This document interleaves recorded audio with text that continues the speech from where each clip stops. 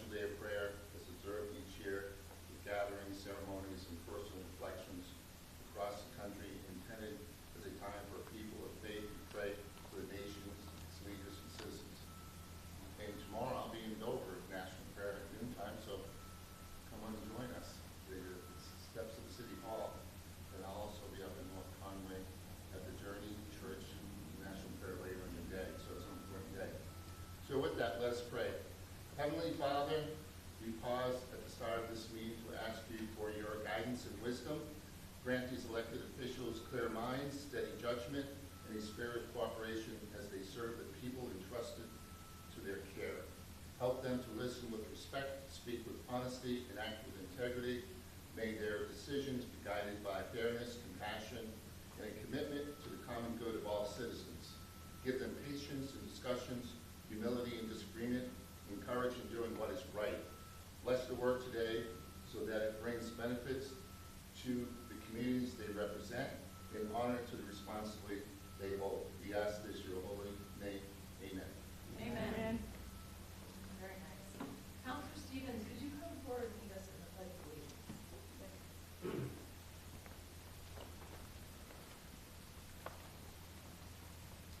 I pledge allegiance to the flag of the United States of America and to the republic for which it stands, one nation, under God, indivisible, with liberty and justice for all. Thank you.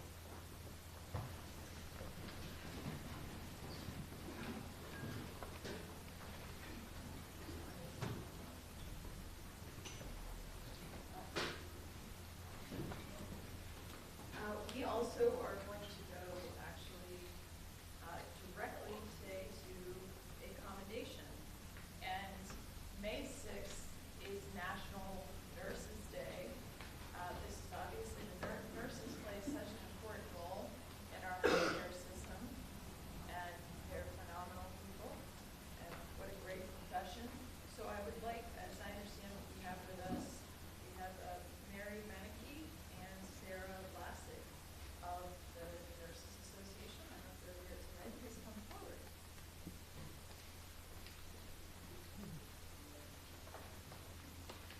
Thank you. Thank you. Thank you for being here. Appreciate it. National Nurses Day, May 6th of 2026. Whereas nurses across New Hampshire are at the heart of our healthcare system, providing skilled, compassionate care to patients and families in hospitals, clinics, long-term care facilities, schools, and communities throughout the Granite State. And whereas New Hampshire's nurses serve in every corner of our state, from small town clinics to regional hospitals, often forming close, lasting connections with their patients and families they care for, and strengthening the fabric of our local communities. And whereas nurses are often the first to respond in times of need and have a steady presence throughout a patient's care, combining clinical expertise with compassion, judgment, and commitment to those they serve. And whereas the work of nurses extends beyond direct patient care, contributing to public health, emergency response, health education, and the training of the next generation of healthcare professionals across New Hampshire. And whereas National Nurses Day provides an opportunity to recognize the dedication and professionalism of New Hampshire's nurses and to thank them for the essential role they play in keeping our communities healthy and strong. Now therefore, I, Kelly Ayotte, Governor of the State of New Hampshire, do hereby proclaim May 6, 2026 as National Nurses Day in the state of New Hampshire, and encourage all residents to join in expressing gratitude to the nurses whose care, skill, and compassion make a lasting difference in the lives of Granite Staters every single day.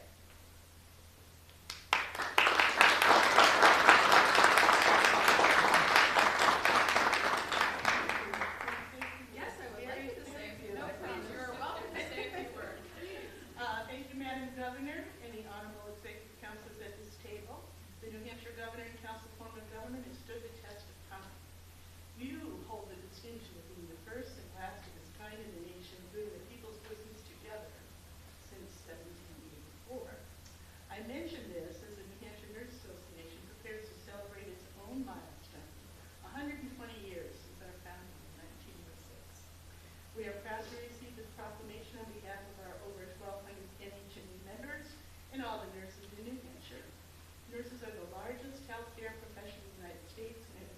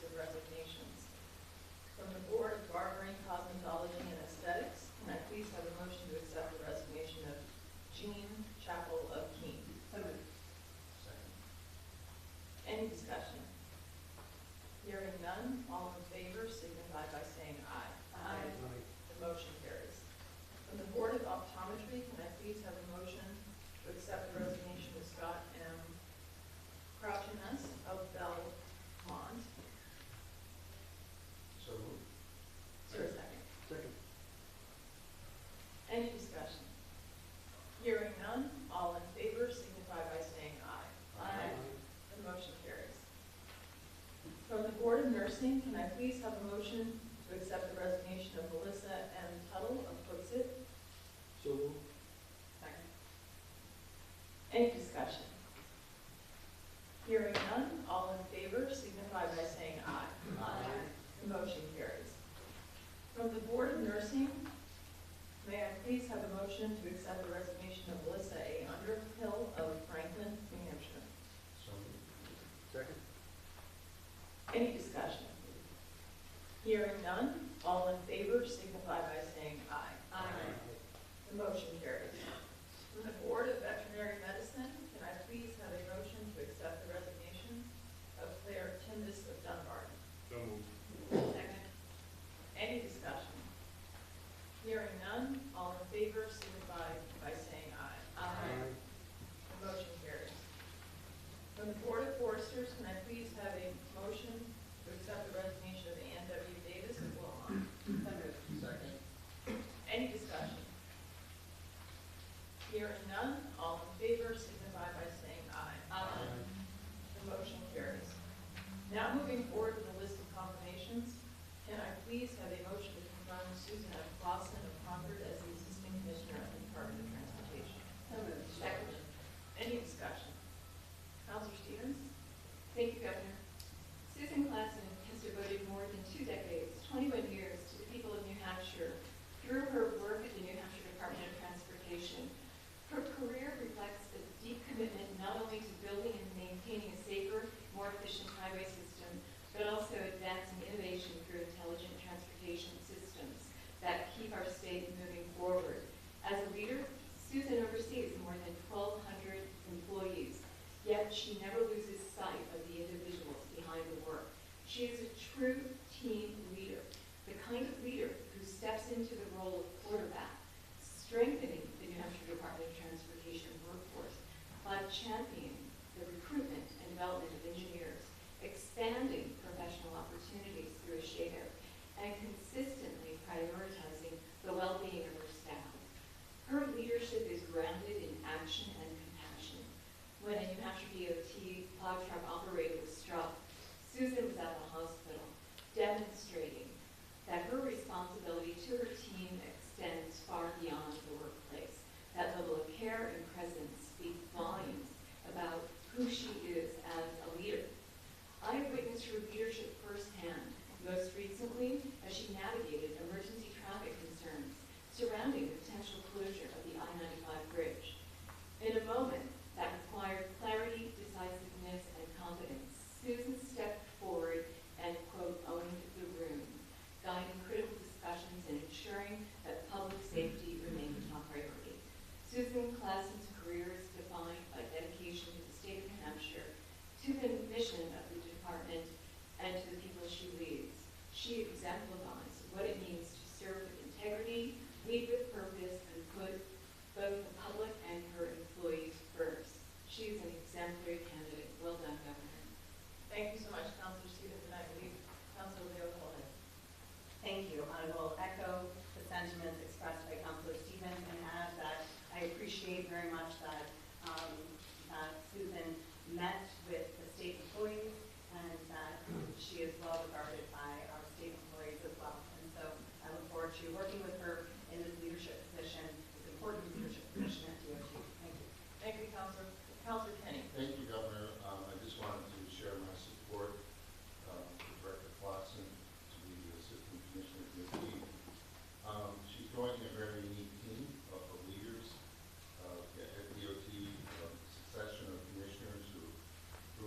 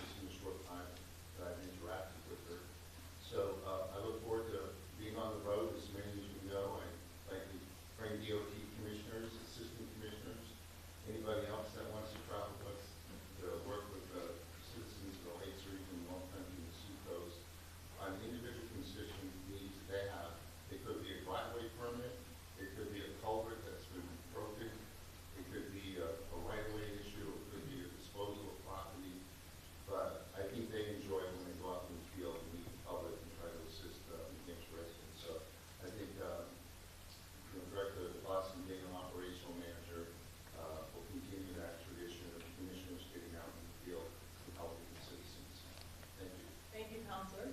Counselor Stevens. Thank you, Governor. I just want to add one other item that I was impressed during my interview with Susan, and I think she's going to be a great assistant commissioner. This is a large department, significant number of employees, and I was very impressed. She was the only commissioner that I've talked to that, in terms of recruitment and retention, is surveying the best of the best, those that stay there the longest, and is actually overseeing this process to identify what it is to retain them and keep them, what is needed for the future. DOT should be applauded for doing that. And in the market, we call it the best of the best survey, instead of just serving those that just start out. So the other thing is, she also was there with my constituent that was hit in Manchester area, and she was there, and that was very impressive. And the final thing I would say is, what I really like about talking with Susan is her focus on the future of DOT government. And I've expressed concerns here about the hiring of consultants in a number of agencies. And she understands that. And DOT hires a numerous amount of consultants because they can't recruit and get those employees that have high skills. She is going to be looking at that, working with the commissioner, and trying to grow that workforce for the future of our state. To me, that's so important. I think she's going to make a great assistant commissioner. Thank you. Thank you, Counselor. Any further discussion? Hearing none, all in favor of the confirmation signify by saying aye. Aye. The motion carries. Can I please have a motion to confirm Joshua W. Elliott of Goffstown as Deputy Commissioner of Energy? So, Second. Any discussion? Hearing none, all in favor signify by saying aye. Aye. The motion carries. Can I please have a motion to confirm Eric J. Salovich of Dover to the Board of Land Surveyors? so moved. Second. Any discussion? Hearing none, all in favor signify by saying aye. The motion carries. Can I please have a motion to confirm Adam Carrigan of Rollinsford to the Wetlands Council? So moved. Second. Any discussion? Hearing none, all in favor signify by saying aye. The motion carries. Can I please have a motion to confirm Paul J. Lloyd of Concord to the New Hampshire Veterans Home Board of Managers? So I would like a motion to confirm. I'll second. Okay. Is there any discussion? There's no discussion on the motion table, so is there a vote on the motion table? All in favor of tabling? Aye. Aye. So this nomination is tabled. Can I please have a motion to confirm James P. Burnett III of Concord to the Board of Trustees for the University System of New Hampshire? So moved. Second. Any discussion? Councilor Kenny? And Governor, we have not only Jamie Burnett, but we also have actor up for nomination for the Board of Trustees of the University of New Hampshire. As a proud alumnus, I really emphasize for these two candidates who I both support. They've been on there a while, but the university system is going through a major transformational period in our history of the state.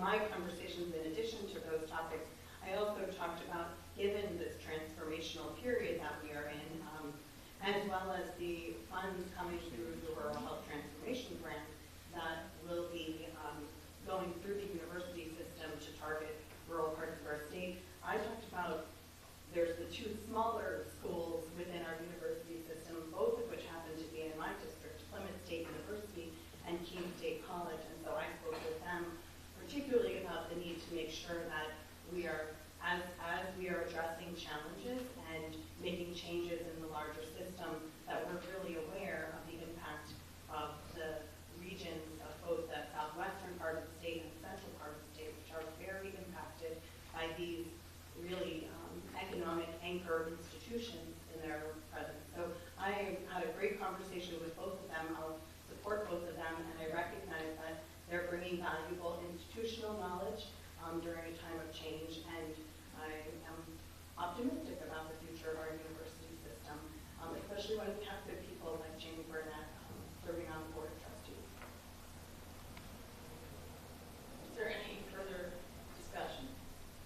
Let me just say that I certainly appreciate the comments that the council made on this.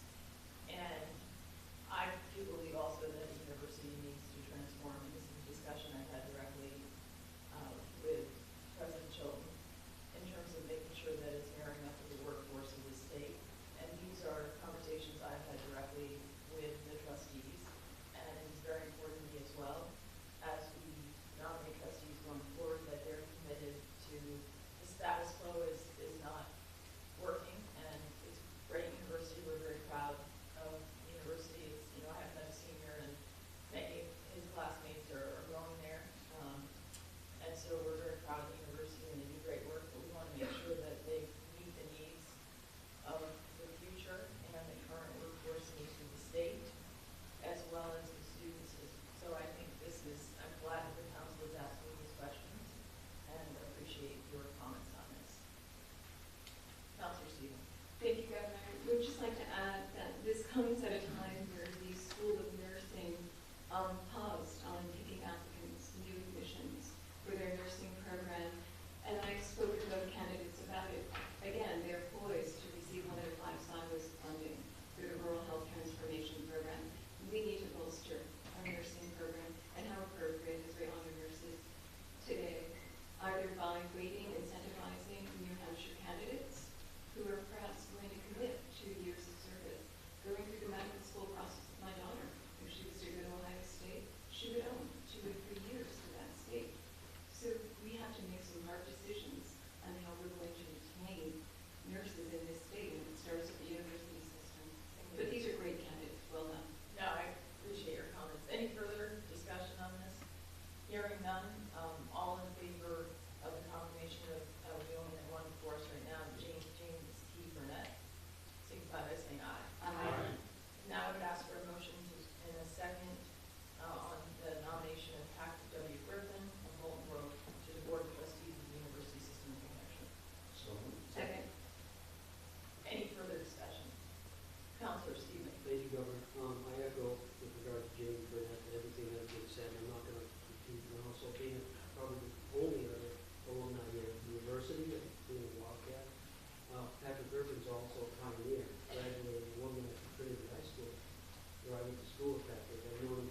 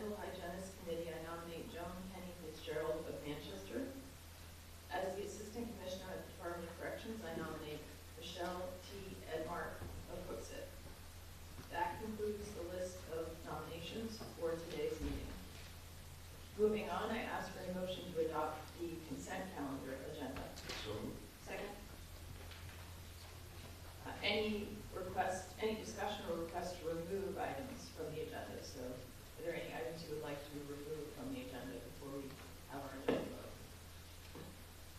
On the consent calendar.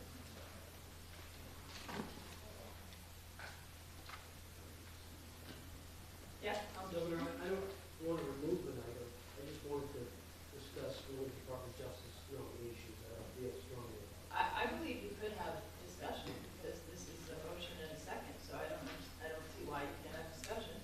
I'm going to allow that. How's that? Thank you. So, I don't know. When I had the opportunity to sit on your highway task force, which Governor, I thought your leadership was exemplary, and we're starting to see impact of that on the roadway. And Alexander Morel was working with us hand in hand, drafting the report, and also is overseeing the position that I once held when I was at the Department of Justice starting out. And I know the responsibilities, and a lot of it is locally based. And she's attending trainings, participating, writing curriculums, writing monthly newsletters to local law enforcement, which is so critically needed. And I know that she works well with Commissioner Quinn and the state police. And I just want to commend the general for bringing this nomination to continue her efforts and to make sure we retain someone like Alexandra, who's been just a great asset to our state. So I want to thank you for that. Thank you, Counselor. She's been great and really been doing a phenomenal job spearheading the efforts on traffic safety, and she's taking that unit, I think, to a new level, so I appreciate that. And thank you for that dedication. Counselor, since you raised, certainly she also was very instrumental in helping us pass the recent changes to our laws when it comes to the refusal of showing the drug alcohol tests in our state. So I share your praise and very, very glad to see her remain. She's very good. Thank you. Any further discussion, Counselor Kenny? Yes. Do you want to remove it? Yes. Okay, so we'll remove that. And then, so we'll just make sure we get this right.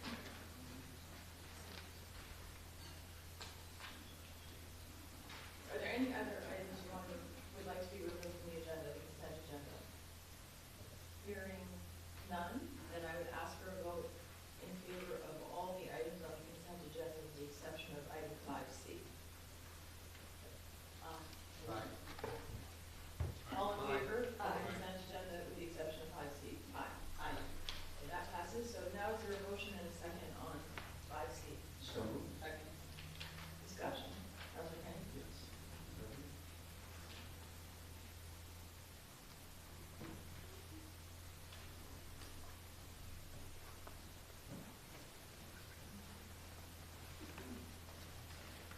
Governor, City Council, Morning, Director. Deputy Treasurer Fishing Game. You have a good time for fishing game and describing I did. association, you know? Yes, I'm addicted now. You'll see me again. Right. We'd like to have you up there. So this is with the veteran camp. Yes. Conservation camp in Burlington kids. Yes. And so this is in regards to an agreement with the University of New Hampshire and public extension. I'm just trying to figure out what is the current ongoing activity and why are we extending this? Why is there a completion date? Is it contractual or is there actually something being done within that 3-year period? It's generally a 5-year agreement, and what we do is we partner with multiple external entities, the Wildlife Heritage Foundation, Scott, and several of the clubs will host the campsites themselves, the cabins, and UNH runs the facility itself. However, it is our property per se, and we manage sites around it and program, we work with UNH on the programs that we present there. What we ran into was we had a little incident with some property that was fishing game property that got damaged during the last camp. And so we asked to amend the contract so that we could articulate that that's a stipulation that fishing game property outside of the camp perimeters is not free for the camp use. And then in doing so, we decided let's see if we can just go ahead and extend the agreement and start with a fresh new amendment for a 5-year agreement. Okay.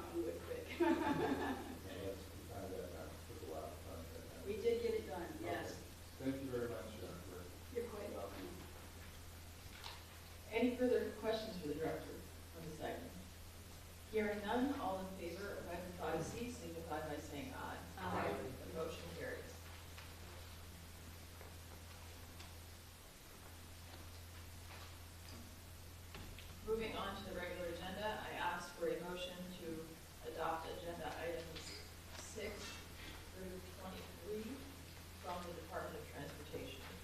So, Any discussion of these items? Council Leopold.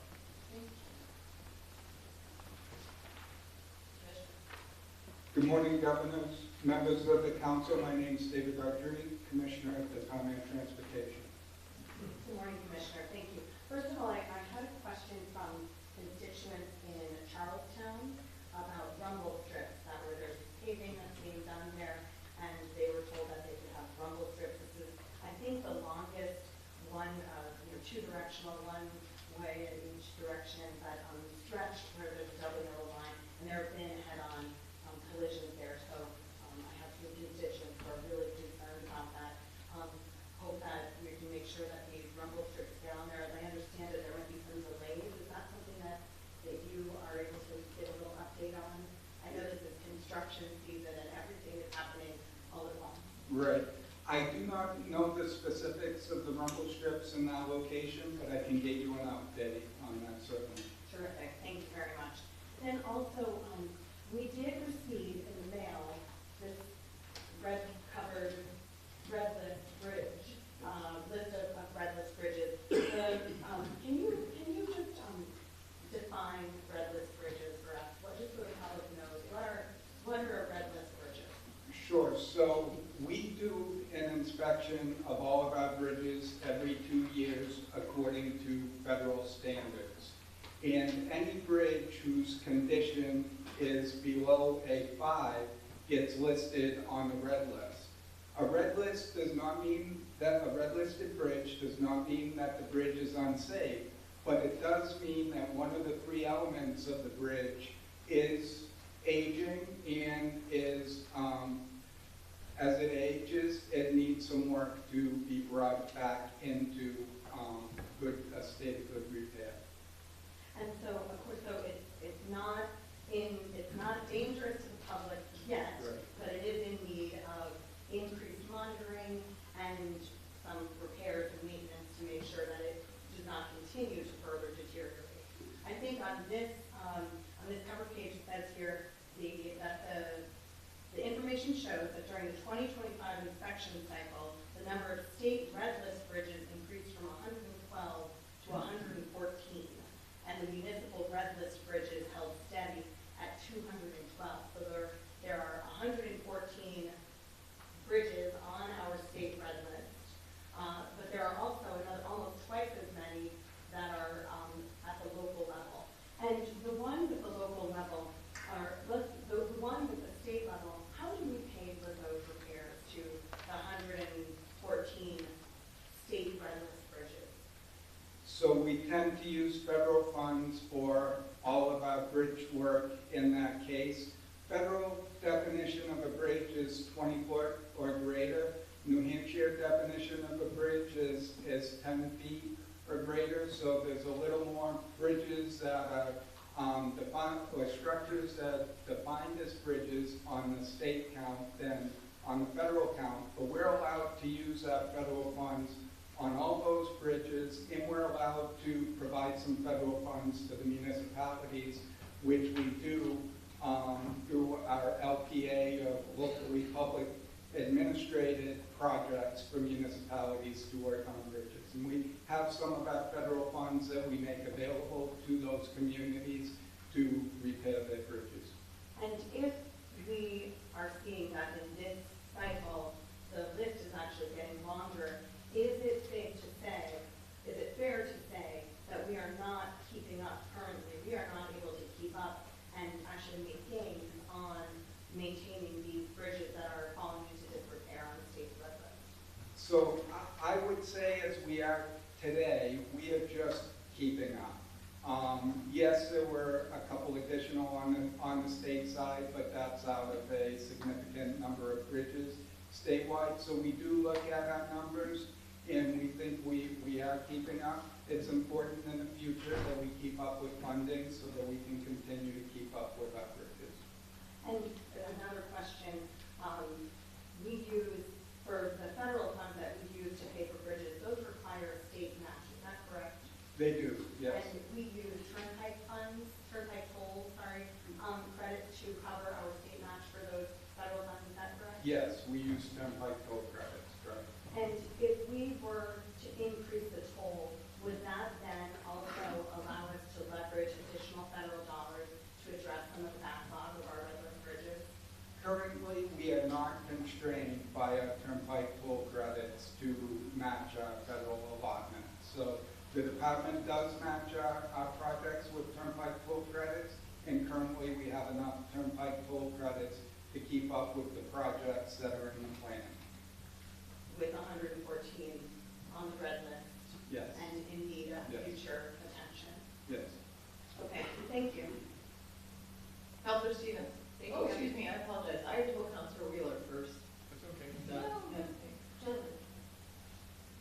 I had forgotten that was my issue. Item 12, just in the title here of the agenda, it doesn't say where this project is.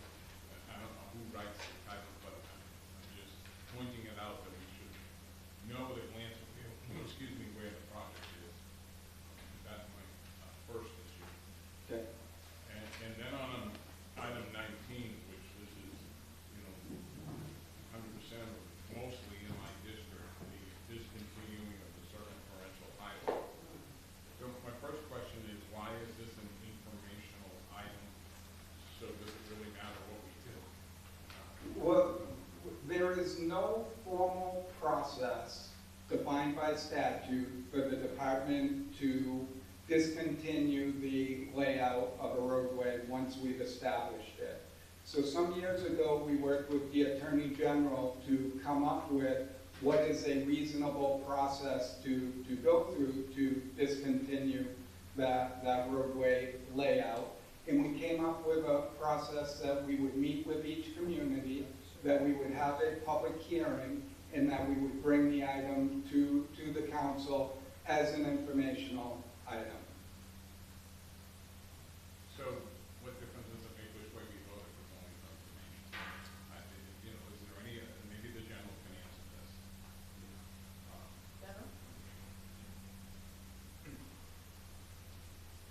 Because it's an informational item, Counselor, it's not for a vote.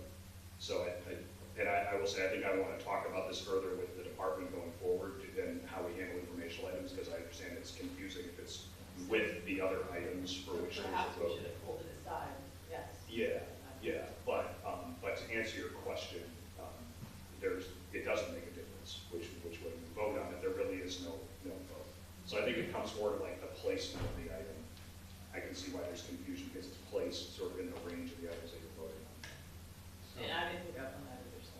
Further question. So the council would be involved when they actually bring proposals for us to dispose of the land, but we don't get any voice before that. That's this new process on disposing of all this land?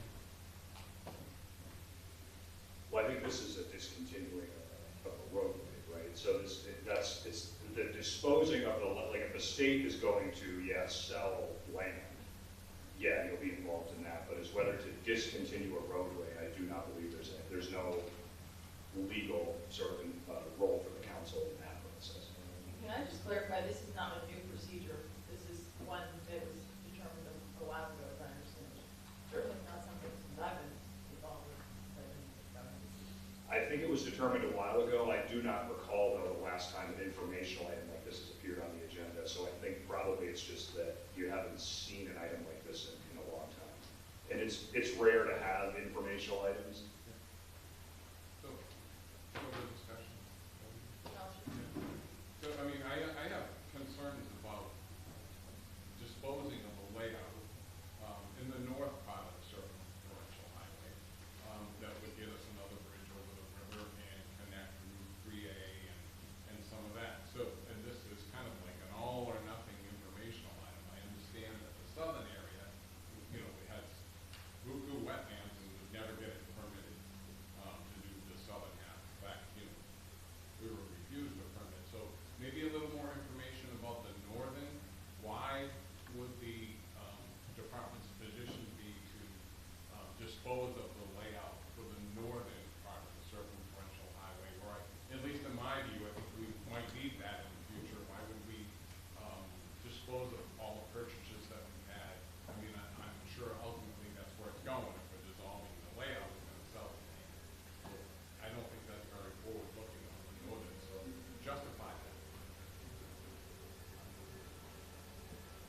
So the circumferential highway has been on the books since before the 80s, and we did establish a layout. We have held on to the right-of-way and the layout and the properties for all of this time, till today. We have a fiscally constrained 10-year plan, so we know as we look out to the 10-year horizon, there's nothing planned for this northern section. You bring up a great point that yes, there is value from a transportation perspective to holding on to that northern segment in case someday that we may want to do that. From the department's perspective, that's exactly why we met with each community. That's why we had the public hearing. And the feedback that we got from the communities and the public is they would like to see this land returned either to the communities or to the ability to develop. At the last public hearing that we had in Hudson, the first testimony we heard was, why is it taking you so long, DOT, to do this? So we are happy to have a discussion about what the disposition of the property is. This item today does set us up so that we can move forward to dispose of the property, but this is not an action that says we will dispose of it. We still have a regular process to go through with long-range review and approval, and then of course council approval for a final sale. But we always want to hear what you said, what you have to say, and you could help influence how quickly we move some of those northern properties, or whether we keep them in discussions with the department and others. So I understand Hudson's view that they have a southern fork. What was the attendance like in Merrimack? And you know, were there anybody not wanting to sell it? You know, they're complaining about their traffic on Route 3A, you know, all the time in Merrimack. And this would make another connector if we kept that northern section. So what was the opinion like? Was there anybody against selling, or was there 10 people there, or at the hearing? I was not at each individual hearing. I was at the final public hearing. I did not hear that any opposition to dissolving the layout was expressed anywhere. And how much support? Was it just National Regional Planning supports disposing of it? It was primarily the community support, the public officials at the meetings that we attended. All right, thank you for now. Thank you. Counselor Keith. Great, thank you, Governor. Good morning, Commissioner.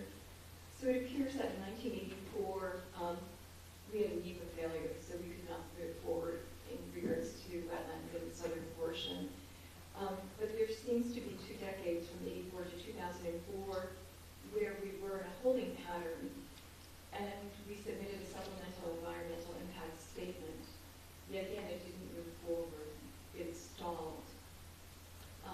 So my question is, during this time period, what were the investments with preliminary engineering, with wetland delineation studies, for example, 106 studies? What were the investments in this project? I do not have those numbers with me today. And then lastly, the value of these properties, they're delineated as improved parcels and unimproved. There's 16 total. The value was $20 million. Is that present day, or was that at the time of 2004, 2008 when it was pulled? That's what shown the assessed values that the towns are currently carrying for those parcels. So it's current assessed value. Great, thank you very much. I appreciate it. And just lastly, those are right-of-way properties at this point, and will go into the index and will be available for sale. Some of them will be, yes. And there's a process that we go through to do that. Great, thank you very much. Thank you, Commissioner Henn, Councilor Henn. Thank you. They get a better paycheck. There you go. They really do. Good to see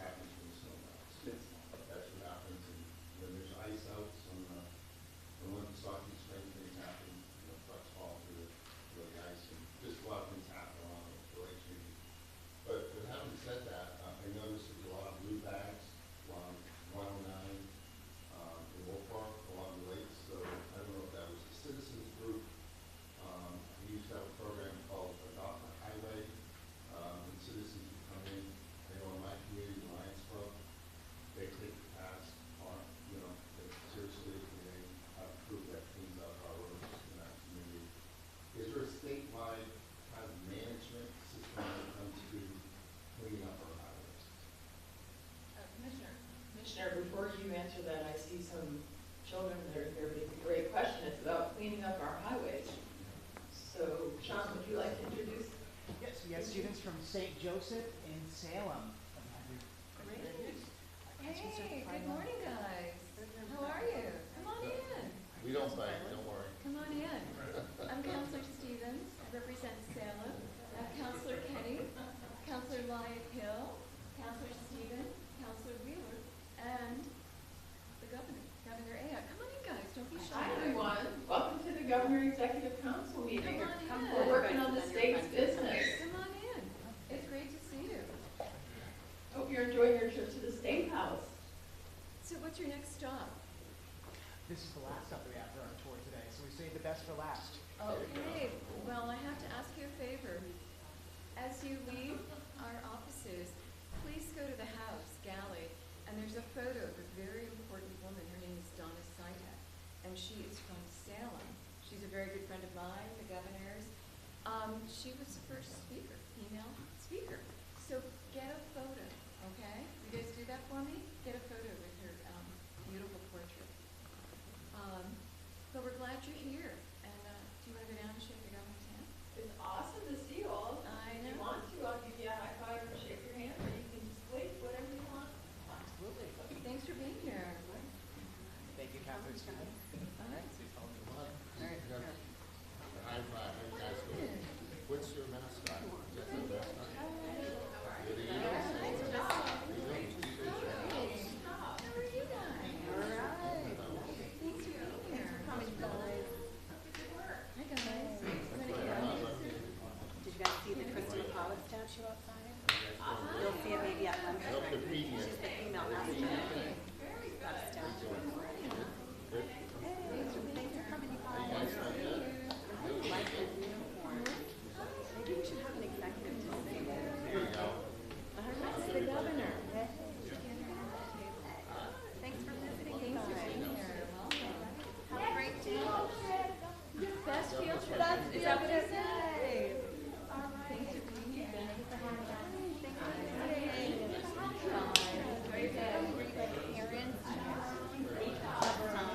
Very fun.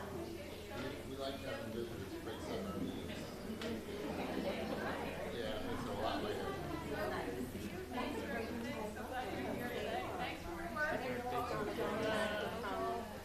What's that?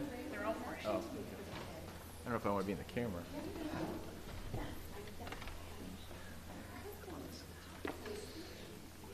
All right, Commissioner. Yes, so thank you for your question about litter removal. We have a few programs that we use to help us pick up litter on the roadway. Yes, the Sponsor a Highway program is still a very big part of that.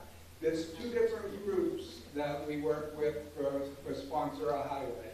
For the interstates, businesses can hire independent contractors to pick a section of the interstate, and then the business gets a sign on the interstate. It's a small sign that recognizes that they sponsor that portion of roadway. On the interstate, we don't want public citizens out there picking trash, so we work with a professional group to get that done. On the secondary system, organizations, groups, and individuals can all sign up to sponsor a highway, and similarly, they get a sign placed that recognizes their efforts on the roadway. The blue bags you see, those are from America the Beautiful. They donate those every year. You typically see an item that comes here to accept a gift from them for those bags, and those are the blue bags that you see along the side of the road. We too pick trash with our folks, but it takes us a little bit of time in the spring, particularly as the snow melts, as we're repairing guardrail and other things. We tend to put our resource focus on those higher safety items, with the groups catching up as time goes on. So we have had a number of complaints this year. I think the higher snow amount that we received this year tends to hide it well, and as soon as the snow is gone, it looks horrid. So We understand that the public sentiment is that we should be doing a better job. We will look to see if there's ways that we can improve that in the future. So I noticed you have a central inmate team in New Hampshire to pick up litter on the highways, but you know there's a state prison in Berlin? Yes. North Country is where the traveling person goes to. Yes. Is that a resource that we can use? It may be, so I'm happy to talk about our inmate work program a little bit if you'd like. It's something we started, we've done off and on a couple of times as a department. The folks that we use from the corrections facilities to work with us are people who move out from behind the walls of the prison into the transitional housing program. So they're still on Concord prison grounds, but they're able to go out and work with different groups. We've done a lot of work to come up with an arrangement that works. We want to make sure that the people that we are employing to supervise those work groups are good at it, because it does take a talent. In the past, we have hired part-time retired correctional officers that have worked very well with us doing that program. It's a little bit more difficult to hire them now.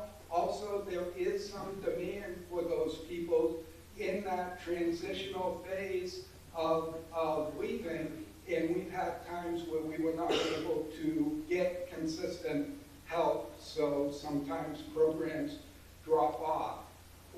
In research we've done a few years ago, the facility in Berlin did not have, to my knowledge, those transitional inmates that would go out, let's say, with a DOT team. We have talked about bringing our stuff behind the fence, let's say plows, so they can paint, chip the paint, and paint them and so forth.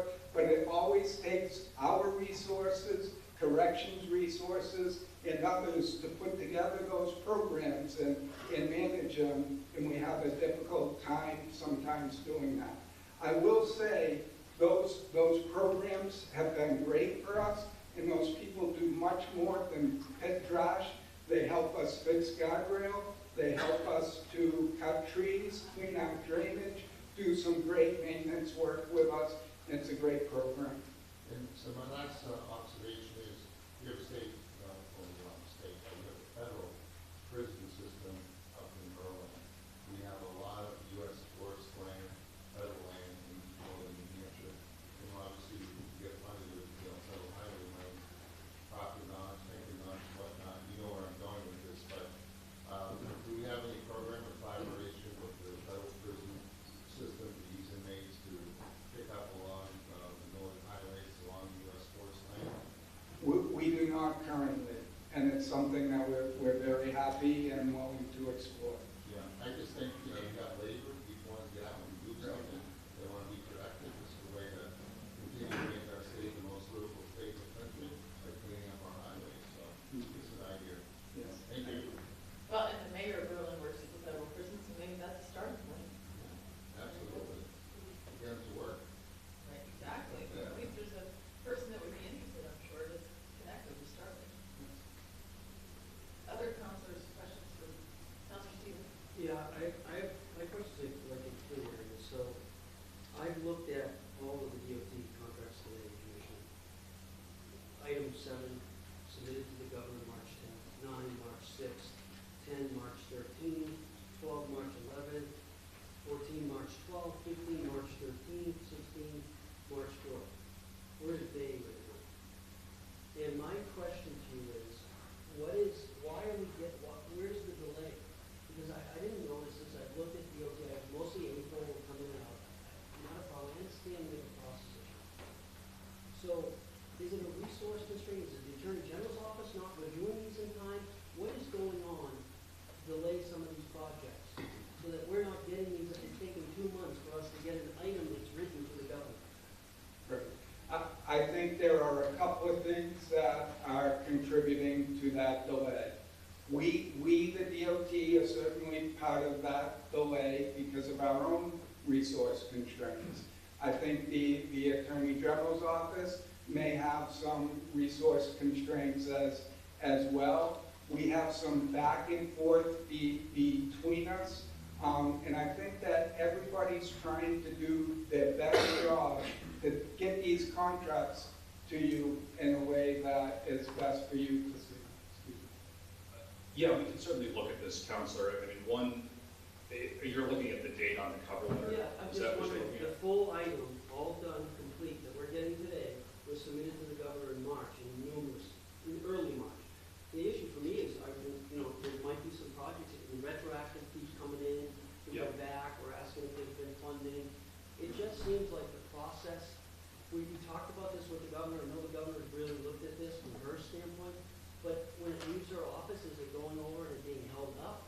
Well, I think Is what, it more efficient to do it some other way? I think, and Charlotte can chime in here too, it might be that just the date on the cover letter is deceiving. Like, we'll look at these items, but sometimes, like, the cover letter is direct. Like, for instance, when I review items at DOJ, sometimes my team will put a date on the cover letter that is, like, let's just say March 3rd. The deadline for submission to DAS is not, like, this is for the deadline for submission to DAS to start the GNC process, but I get a date that isn't, this may be March 3rd, I'm looking at it on March 7th. It goes to DAS, it eventually gets to the governor's office, so I don't, the cover letter date is not the date upon which the governor is getting it.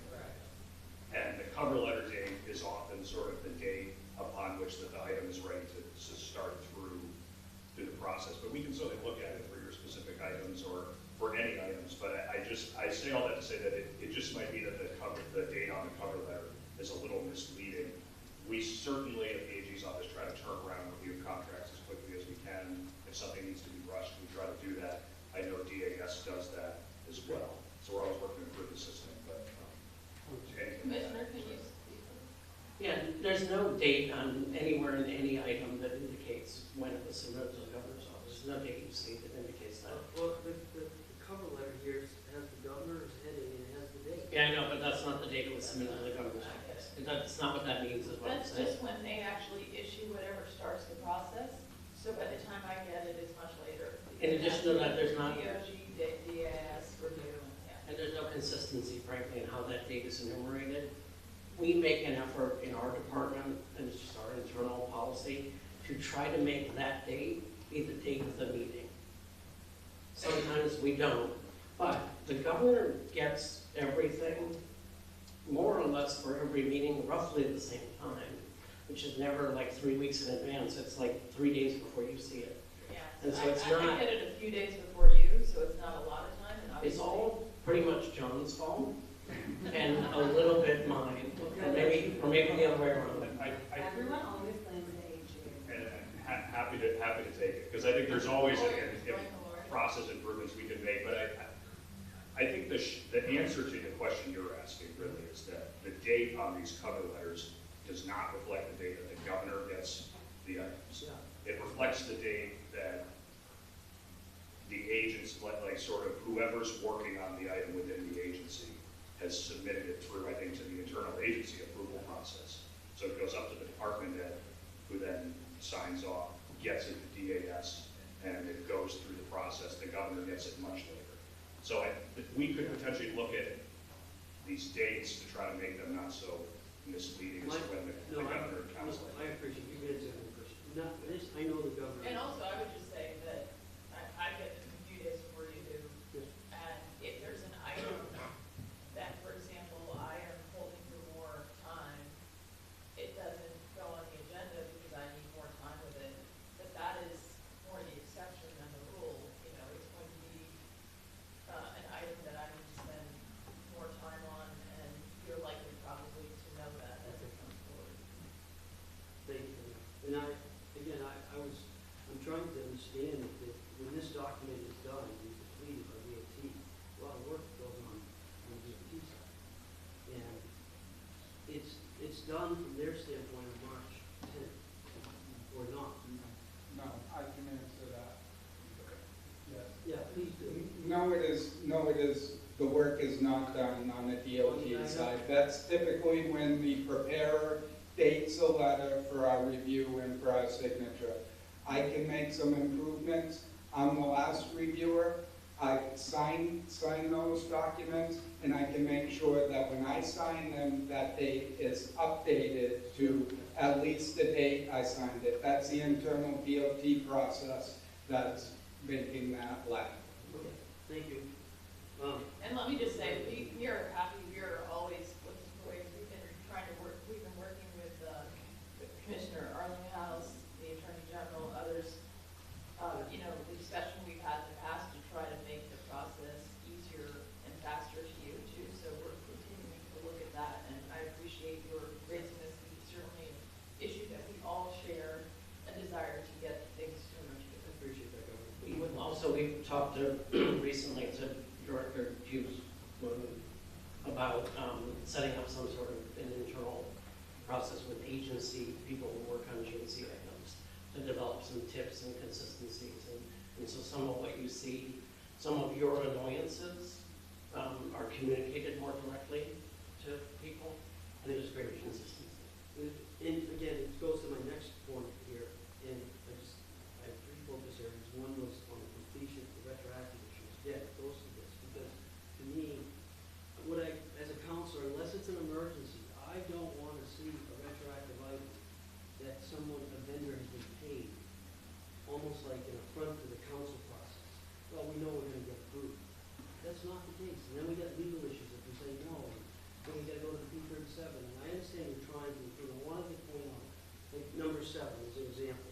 This is retroactive, ended in December 31st, 25. Has the vendor for these improvements in Council Hill and Collins area, has the vendor been paid since December 31st? No, the vendor in that case has not been paid, and they have not done any work. Okay, then the question I wanted to ask you, again, I appreciate what you just said, but number 21, if you go to your item number 21, this is what, for me as a counselor, really impressed me. When I saw in bold, all work was stopped on the completion date, March 14th, and will not resume until this item is authorized. Now, you probably were thinking council when you wrote this. And why didn't you write that in number 7? But that's a good thing. To answer your question, item 7 was prepared before I learned a very valuable lesson at the last Governor Council meeting, courtesy of you, Council, and you can expect to see that going forward. We hear you loud and clear. And you're going to get my support. So, I would just, the third point is obviously exit 6. You probably knew I was going to raise that, and the governor's been working hard with me to try to make sure exit 6 and 7 is funded and improved and in the highway plan. And I'm understanding it may not be now because of funding issues, but I had asked earlier when we put it in the plan, we talked about DOT prioritizing projects and possibly trying to find out maybe we don't need all these pavement projects. Maybe we can wait a year. Maybe we can phase out some of them. I don't know what the answer is. I'm not the expert. But this one's important. This item, I want to make sure I understand this. This was already in the thing for this is the southbound exit 6, right, Commissioner? And it's really that weed condition that is very dangerous. It scares me every time I drive southbound on that exit, where there's cars at a stop sign, some go through, and then there's vehicles going right onto the on. Is this project design and engineering for that particular area of exit 6 southbound only? Yes, it is. Okay, is the design, once that's designed, and once you identify whether you're gonna go along the bridge, not have to go under, whatever it ends up becoming on the design, and this is a 1.9 million, it's very important to my district. But the question I have is the construction funded in the current 10-year plan? Yes, it is. Okay, that's very important, that's what I wanted to make sure of. And at least we're getting started on some of the 6 and 7 projects. And that's important for the public to know as well. Yes, we are getting started. We have this safety improvement project that's going to move ahead of everything else. And we are continuing our preliminary design of exit 6 and 7 as well.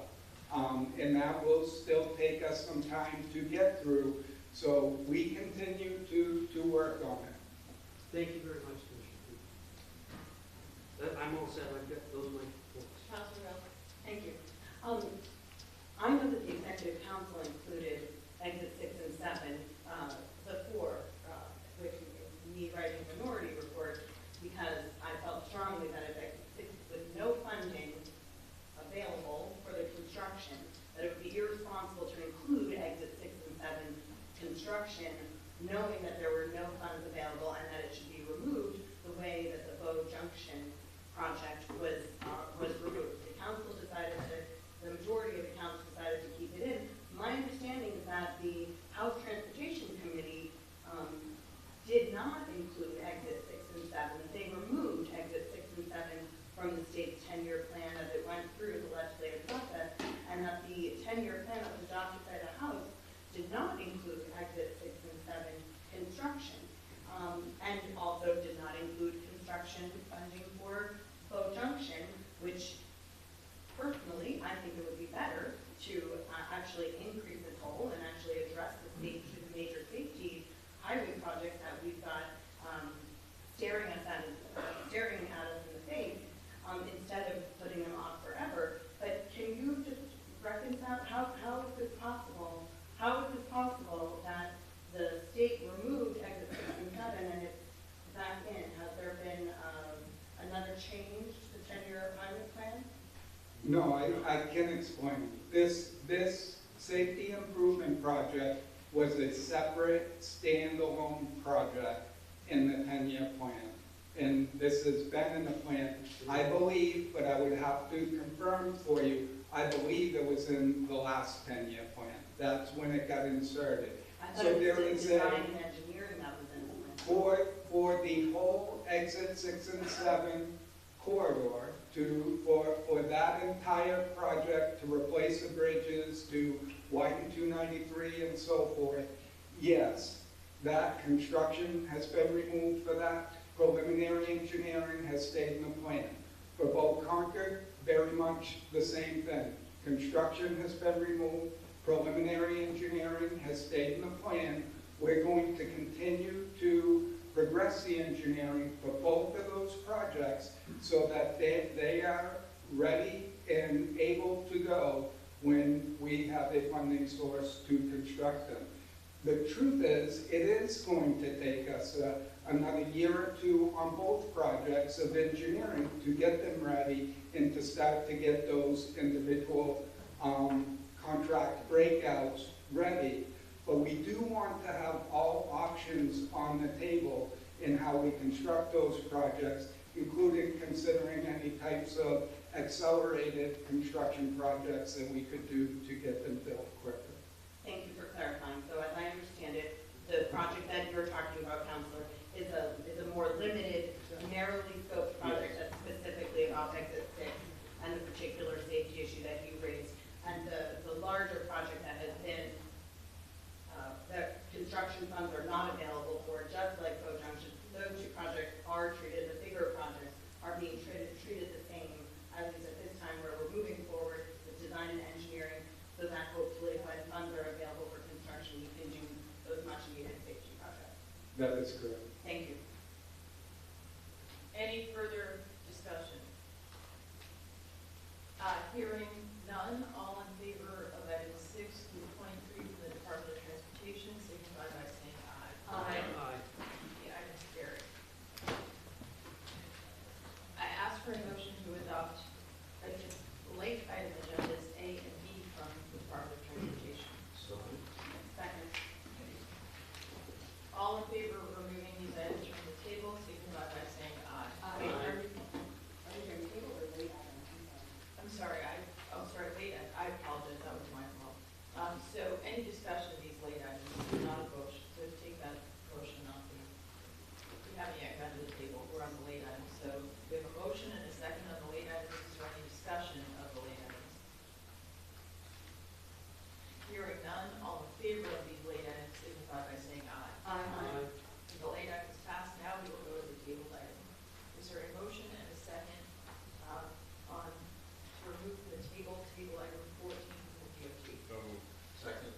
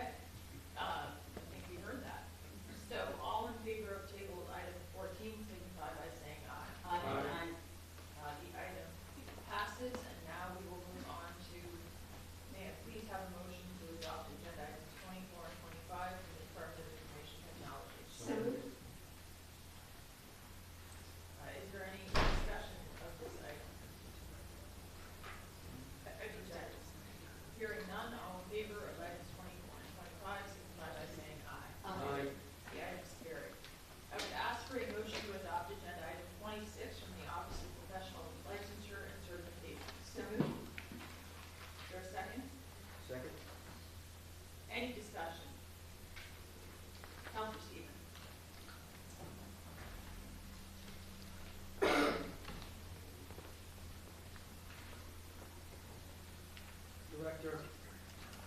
I just wanted to talk to you about this whole real estate licensing technology snafu that you're working on with your department. First, I have a number of real estate agents I know that the council does as well that have been contacting me for email with their licensures have been held up, and some are ready to work the next day.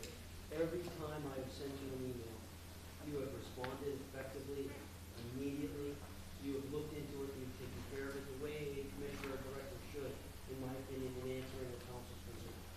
Some of these realtors they're such hardworking people and they need to work. And so I understand, I just wanted you to update the council because they may be getting the same type of concerns. And I know that the Nashua and the Manchester Realty Association was very concerned, and they had a number of folks, and they were reaching out to us, and then the emails stopped coming my way. There was over 100 that I've seen. And I'm understanding, and the impression is that you are taking care of it, you're looking at it. If anyone has a concern from the Realtor Association or community, they can contact you directly. Am I correct? Yes, that's certainly true. If you don't mind, we certainly want you to address that, but I'm guessing it'll take a few minutes to address that important question from the counselor, and I believe we have some children here, so. I see. Virginia, who do we have with us? We have the Piermont Village School, and it's grades 3 to 6. Excellent. Counselor Rebecca. Great, terrific. Well, welcome everyone. My name's Karen Leo Hill. I am your executive counselor. So I represent 81 cities and towns right here, and Piermont is one of them. So it's great to have you guys visiting the State House today. Right now, we are meeting, you know, all states have a governor. You've heard of the governor before, the boss. And we're the only state that has a governor and an executive council. So we have to work together. The governor gets to set the agenda and bring things to the meeting, and then the 5 executive counselors, we get to vote on them. And I use the word CARS when I talk about the executive council, because we vote on contracts, all of these right here, that's what we're working on for today. All state spending. We vote on appointments. The governor will nominate people for important positions, and then we vote on them. R is for roads, because we're in charge of the state's roads and bridges, all the infrastructure. And S is for services, because ultimately when people have questions or they need help, it's our job to help them get the answers that they need. So thank you so much for visiting us here at the State House. One of my favorite things is the Krista McAuliffe statue outside. Did you get to see that one yet? Yes, I love that. And of course, the Golden Dome. It's really special to get to work here in this wonderful State House, and I hope you guys have a great visit. If you'd like to, you can come right down this way. And oh, I'd like to just quickly introduce, actually, why don't I? You see, District 1 is another really big district. This is Councilor Joe Penny, who represents District 1. We're in District 2, that's me. In District 3, over in the Seacoast, is Councilor Janet Stevens. Representing the Manchester area and around that is Councilor John Stevens. And representing Nashua and the area around that is Councilor David Wheeler. So there are 5 of us, and even though the districts are different in size, it's the same number of people. So we have very rural, like we have small towns, and we're in the part of the state that we live in, but other parts of the state have big cities, and so that's why, like the Seacoast district or the Manchester district looks a lot smaller on the map, but we all represent the same number of people, and we all work together to try and make life better for the people of New Hampshire. So you're welcome if you'd like to come on down. I know the governor is happy to shake your hand or give you a high five, and we can pound it on the way by if you want. So thanks for visiting the State House, you guys. Hey. Yay. Thanks for coming. So happy to have you guys. Awesome. Thanks for coming, you guys. Oh, you're great. Thank you for coming. All right. Hey. Thanks for coming, you guys. Yes. Oh, do it again. Yes. Oh, thank you for coming, teacher. Excellent. Thank you for visiting. Yeah, nice to see you guys. Oh, good. Excellent. Good to see you. Thanks for coming.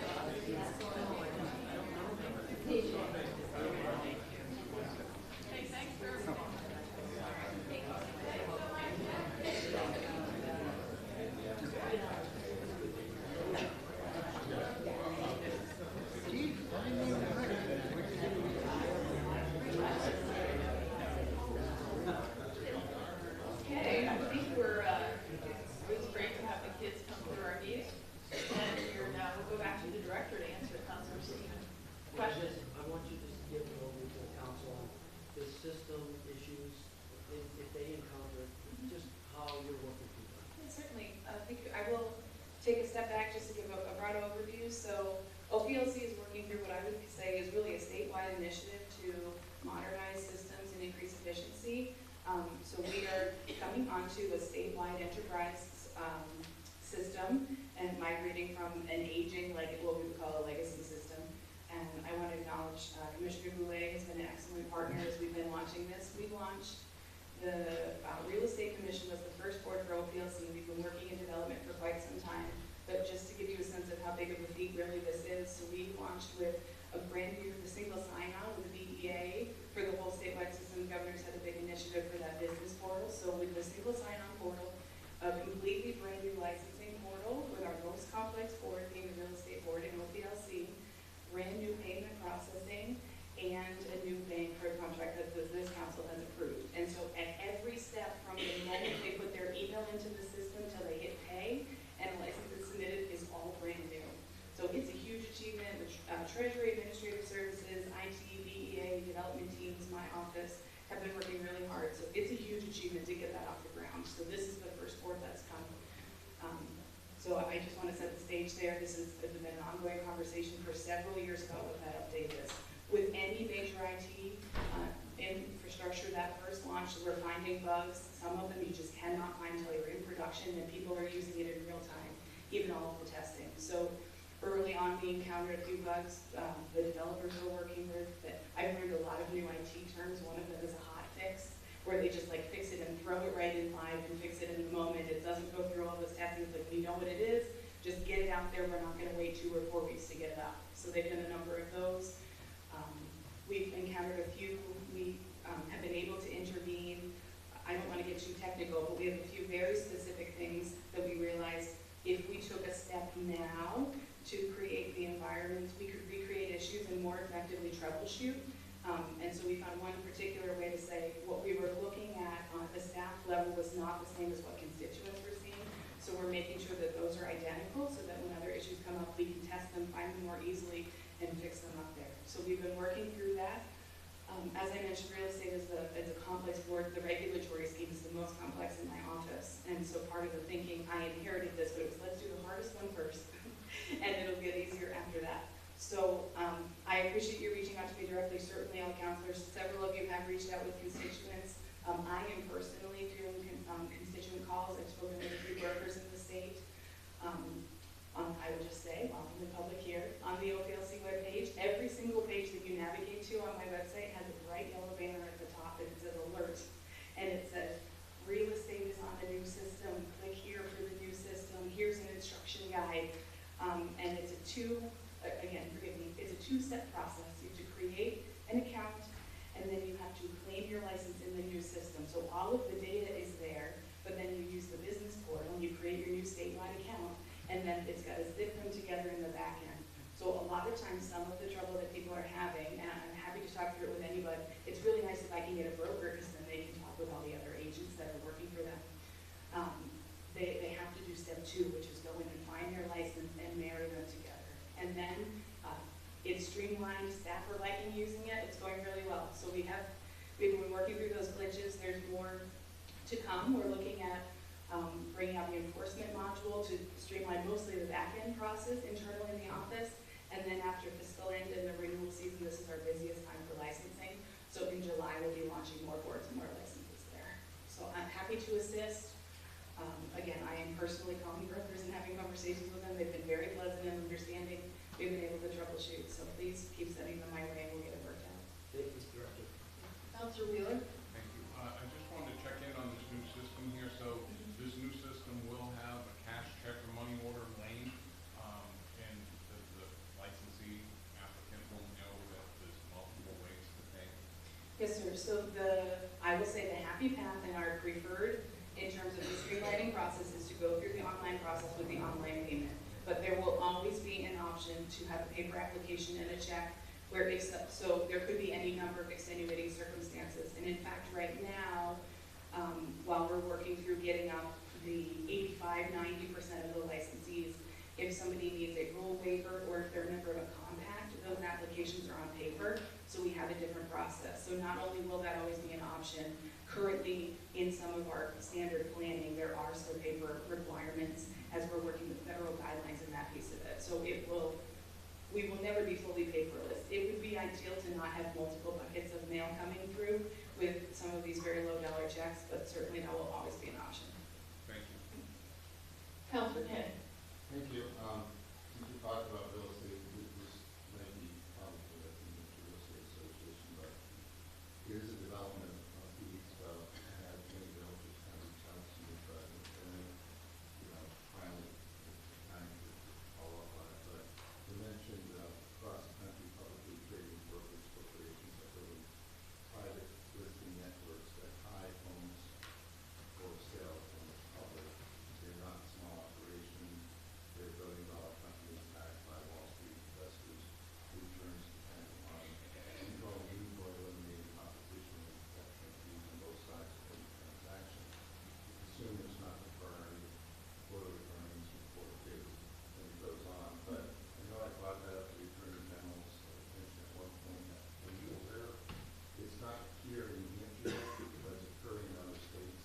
And you might be having private, real estate networks out there when it comes to purchasing homes. Interesting. I'm not aware of that specific issue, and I wonder, I've learned a lot in these conversations I've been having with a number of real estate folks, and they're, I don't want to say overlapping jurisdiction, but there's regulation that's outside of this, what the state does with the commission. There are local boards, there's associations, and there are, there are fines and fees, there are codes of ethics that they're subject to with that association. And when what you were mentioning, it sounds like I'm wondering if it's more in that vein, but certainly if there are, if those companies are engaging in violations of state law or rule as it currently exists, and if that is seen in New Hampshire, filing a complaint with our office would be the way to go for us to investigate that. Would you like to add anything to that, Attorney General, or?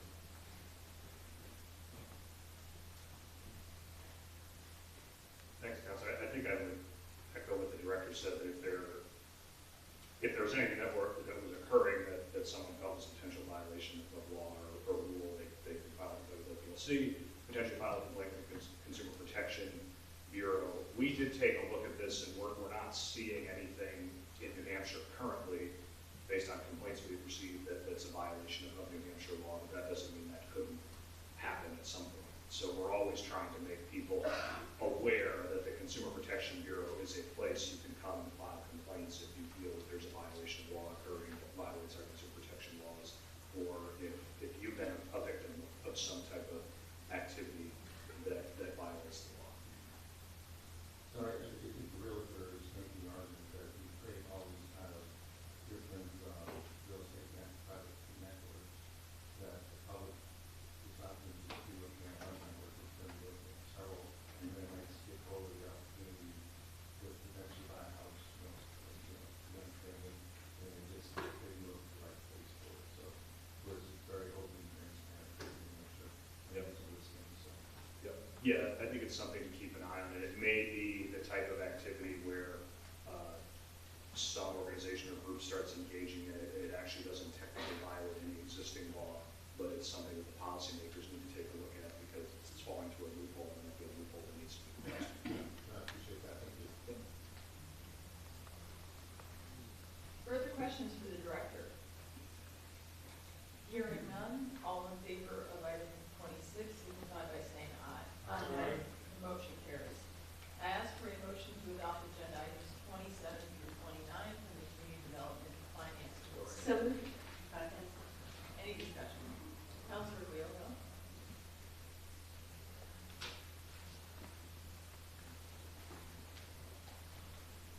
Good morning, Governor, Councilors. I'm Katie Easterly Martin with the Community Development Finance Authority.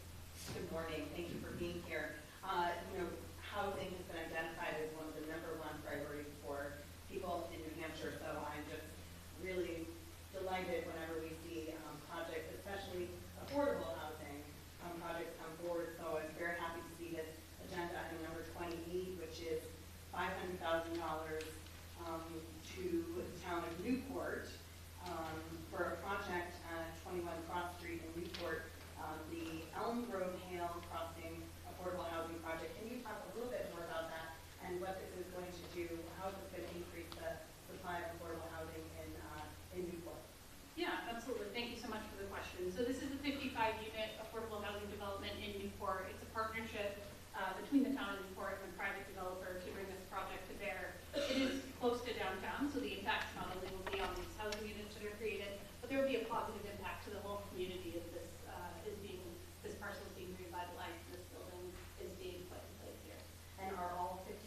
units going to be income-based? Yes, all 55 units are income restricted for households who are earning 20 to 80% of the area median income. Great, well, I think this is the kind of an example of the kind of partnership that needs to be seen where the state can work with the local and really leverage all of the funding streams, because this is a major problem and it's going to take a lot of people to solve it. So thank you very much. Thank you for your question. Council King. Thank you, Governor. Good morning, King. How are you? Good morning, good. I saw you at some events, sometimes just forgotten. But you're everywhere, so I appreciate that. So on the agenda item 29, last July, we passed a similar community development block grant for the other nursing home in West Williamstown. Is that project completed? Do you keep track of the projects? Is that completed, you know? We absolutely keep track of the project. Thank you for asking for the status. That project has been out to bid and a contractor's been identified and they're near to start the work. And it's very critical because there was actually a challenge with the elevator just this past week that we heard about. So they're starting the work. It should be completed in the next couple of months in the project. Okay. And this particular agenda item is for referral of It is. nursing home. Mhm. And so when you list a score of 113, what does that mean? I mean, is that a good score? Obviously, it got, awarded a grant, but what's the scoring table? Yeah, thank you. So the score is out of 200 points in total. A project that scores less than 100 points, we don't bring forward for recommendation. So this is a moderate score. Some of the reason that it has a lower score is because of the nature of the improvement itself. We look for projects when possible, and it wasn't feasible in this case, to reserve funds, their capital reserve funds, to be able to do things that are more considered routine maintenance. We recognize that this is a facility that serves very low-income individuals with restricted income, so they weren't able to do that, but that's part of what the scoring, the result of the scoring here. And they also don't have any match funds. So this is a 100% request of the community development block grants, which does reduce the score to this 113 points. So typically, it's usually 80-20 match for community development block. Yeah, that would receive points in the scoring system. Yeah. And the fact that the county applied for it, they receive more points than, say, Berlin applied for it. No, not, that is based on need, so I'm not sure whether Berlin specifically would have received a higher score or the county. Usually that's based on whether the funds have been exhausted. So each county or municipality, all 234, can apply for one facility and one housing project per year. So if the town had already applied for a project and this was still a priority, they may go and work with the county for an application. And I think in this case, because this is a county-owned facility, it was more efficient to administer this through the county. Okay, great, thank you. Yeah, thank you for your question. Other councilors have questions? Hearing none, all in favor of items 27 through 29, signify by saying aye. Aye. The item is carried. I ask for a motion to adopt agenda items 30 through 31 from the Department of Revenue. Second. Or second. Any discussion of these items? Councilor Leo.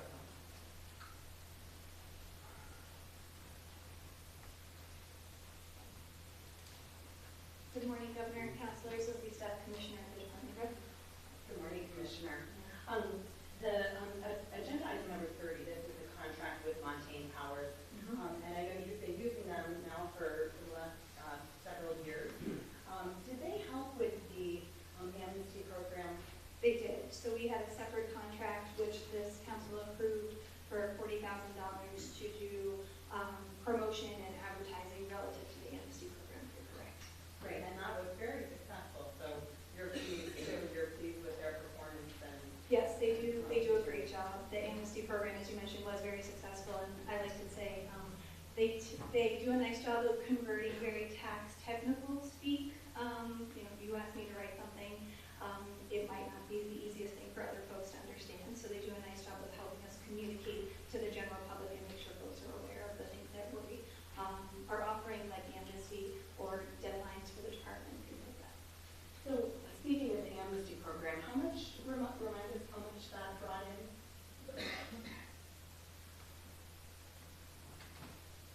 Pull that out. Not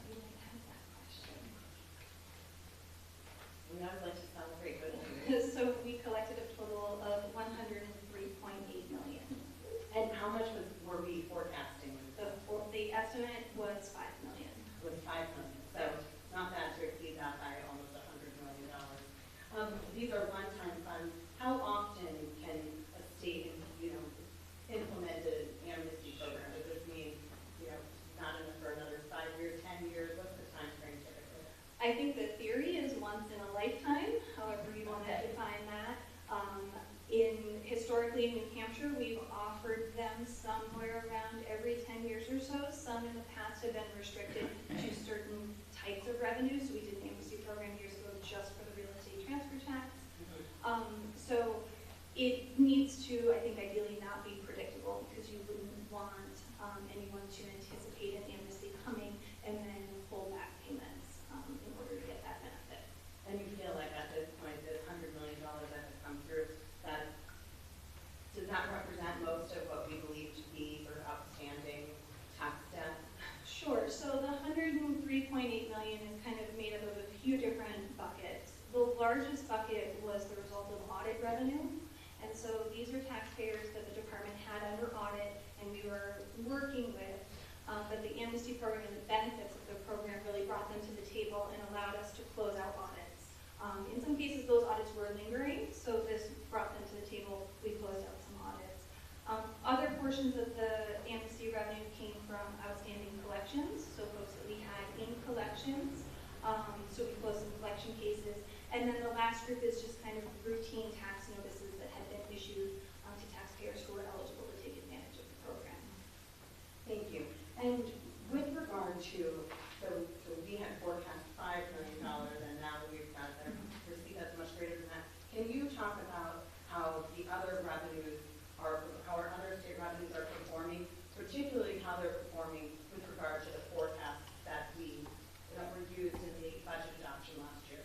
Sure. So working in conjunction with the Department of Administrative Services, who puts out the monthly revenue focus, when the revenue focus is produced, you will see that amnesty revenue is listed on a single line. So it has been removed from the individual tax types so that you're still able to see how the tax types are performing without amnesty kind of clouding the waters.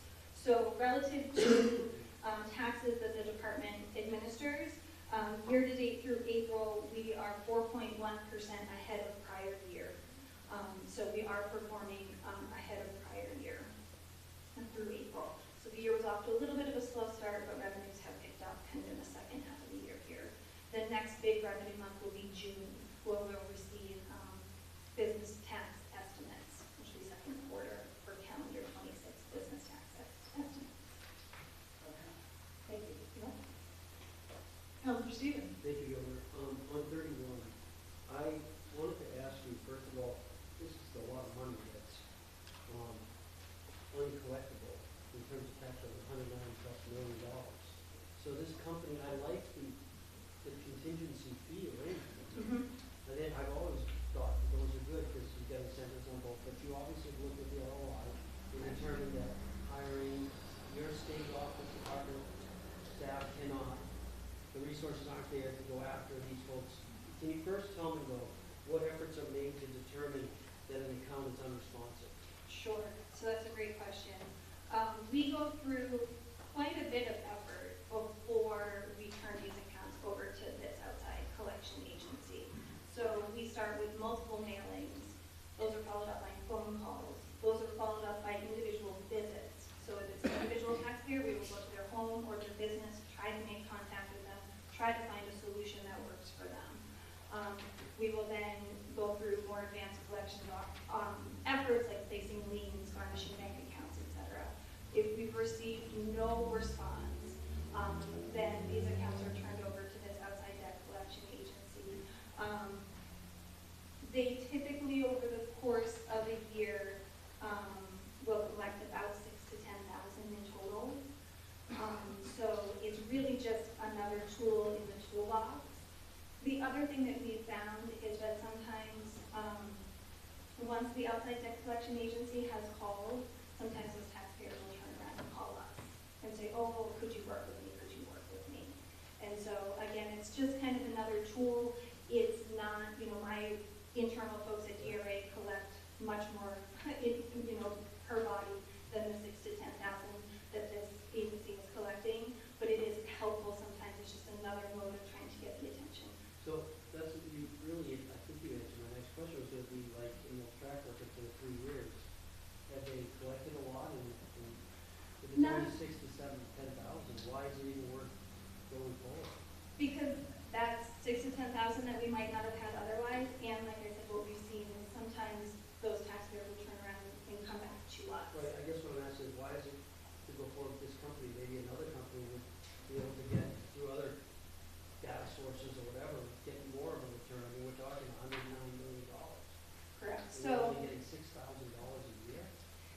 I believe that this is the last of the extensions that are available under the contract, and so we will be evaluating the performance and put this out to So bid you again. already zoom in this question. All right, thank you very much. You're welcome. Any further questions of the commissioner? I just want to take a moment again to thank the commissioner for her excellent work on not only the amnesty program, but as I look at one of the things when you become a governor, you have to make a revenue estimate yourself. And I have to work very closely with Commissioner Stepp, and I also obviously consult other people, but she's really the primary person that I consult on these issues. And I just want to say that our estimates so far have been actually right on. And so we're going to obviously stay tuned on this in June and beyond. But it's, I appreciate your work, and you always do things very carefully and thoughtfully, and thank you for that. Thank you.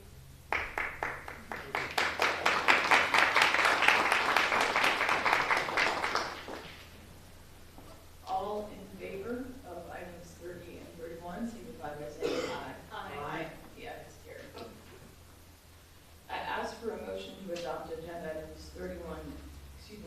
item 31A from the Department of Military Affairs and Veteran Services. So moved.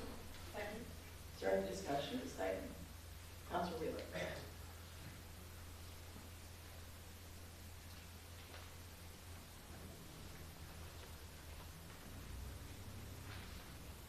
Good morning, Governor and councilors. My name is Nicole Bisley-Bixler. I'm your Deputy Adjutant General from the Department of Military Affairs and Veteran Services. I have a few questions regarding this property. Yes, sir. I'm not sure my issues are resolved. Okay. Is the land that we're purchasing currently posted?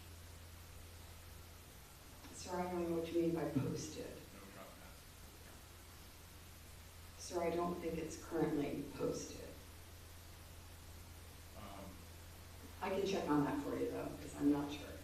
Could you tell me a little bit more? I don't quite understand by this item. There are landscaping materials being stored on this property?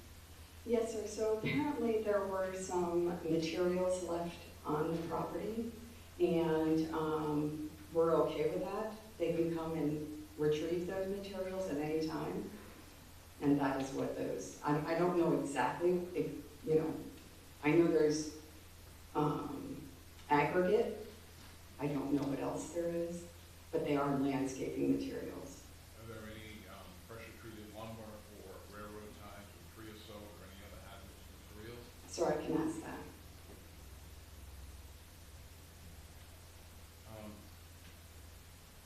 Is the guards, are you going to fence this property? No, sir, we don't have any intention of fencing it. We are going to be using it for land navigation, for soldiers. They're going to be rucking there, using the trails, that sort of thing. And do you have any reason why you would prohibit fishing along the 1,300 feet of river that buses? So we added there's no reason not to permit that. Right, but that's not what the words say. The words kick the can down the road, the exact opposite of what the MOP item was meant to do. The MOP item was meant to get it in writing now that this will be open to fishing, at least. I don't know about hunting in your circumstances, near the military reservation and what goes on there, but 1,300 feet of riverbank, not to explicitly say that it's your intention to allow fishing, just isn't the intention of this MOP at all. So I think the intention is to allow fishing. However, we put the language in here exactly as we were told to put it. So if you would like the language changed. I would, and I would have had it right had staff got back to me after we had a discussion about this. This item wouldn't be here wrong. Okay, sir.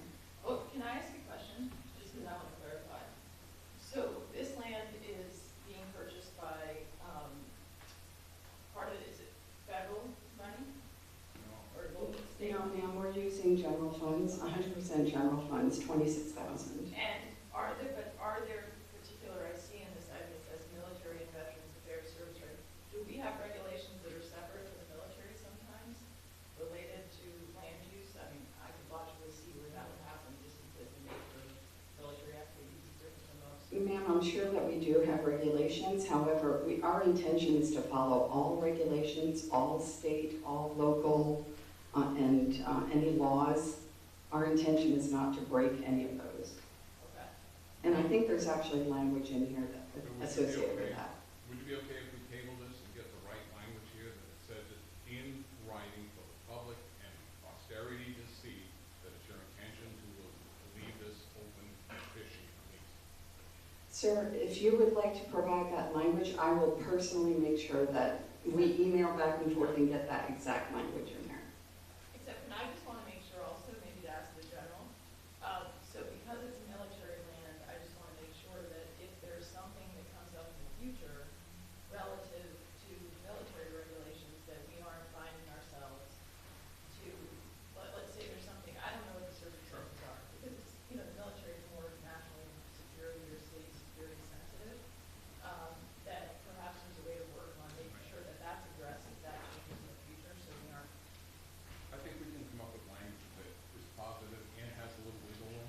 That would be helpful, because I don't want to preclude us, especially when we think about our military operation, if there is activities from the public or the circumstances change, like we have something that happens that we need to make that a more secure area for the military, we want to make sure we have that opportunity.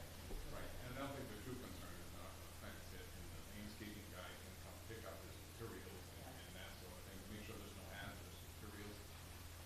So we don't have a gate around the Pembroke property, so it is open to the public, and we do allow school groups to use the track area, and so we have people coming in quite often.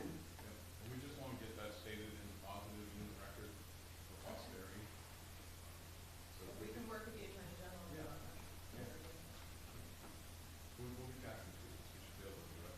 Go ahead. Yeah, we can work with the department on that. I think, Counselor, just, this is a purchase of land, right, for Department of Military and Veteran Services, and so because we're purchasing the land, we have a lot of control over how we go forward, and because it's we're talking about DMAs, we wanted to be cognizant of thinking about the military and sort of unique uses that the military might have on the property, or any unique restrictions that eventually, might apply. So this is a kind of unique situation we wanted to just be cognizant of. But we have much more control when we're purchasing the property, and there are no restrictions on us as we purchase it, I don't think. But we've got to figure out what affords the governor said. We can't bind ourselves to something. We don't want to mislead the public and say it's going to be open and then discover something that says it's not going to be open, and we've got this language in the agenda that might give people the wrong impression. So we're just trying to be cognizant of that.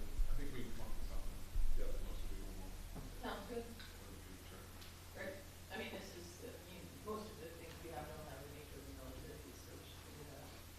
Very good. So I move to table this, item 31A. Okay. All in favor? Aye. Thank you.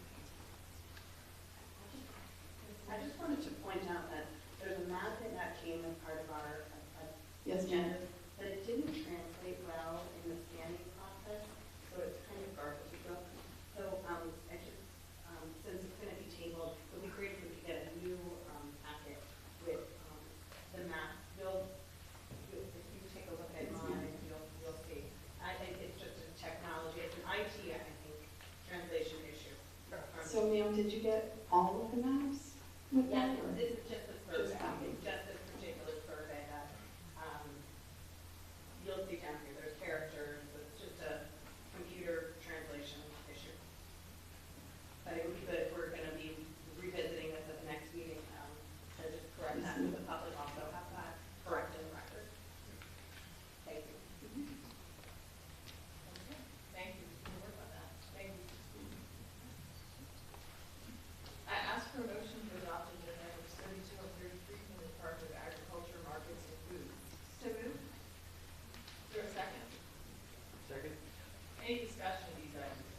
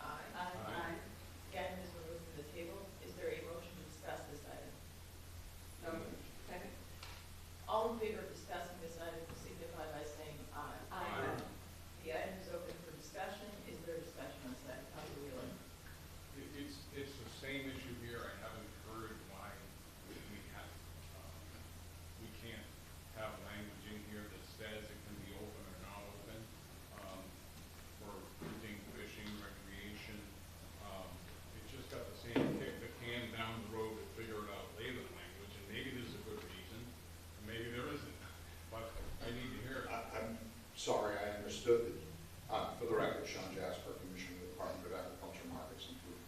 I understood that as part of your agenda, you did get the language that specifies that it will result in the affirmative right of public access to the property for passive recreation, including hunting and fishing, pursuant to LCHIP program rules. It does not include motorized vehicles or camping. So that is part of the requirement by LCHIP, and so that is part of this. But that language isn't there yet. Actually, it is in the overall deed. That is part of the, so, I'm sorry, I don't control your agenda. I was told that specifically the language was put into the agenda that did result in that. The mock item says that the language will be in the item on the agenda, and I very much appreciate that it's in the deed and all that. Don't get me wrong.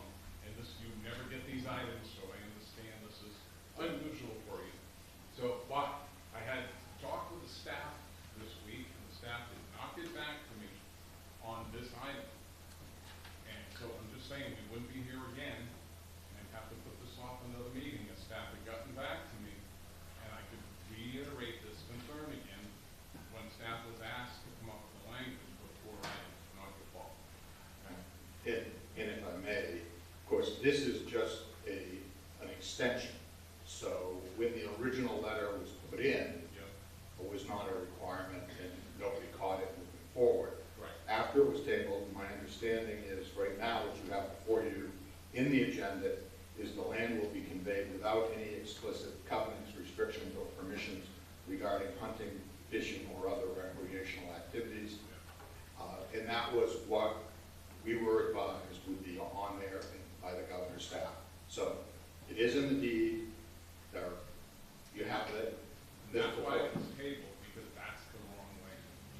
So we just need to table this again. Council's They're permission hoping, to get the right language. the language is in the deed. They're hoping to close this out by June 12th. We'll be back here the 29th.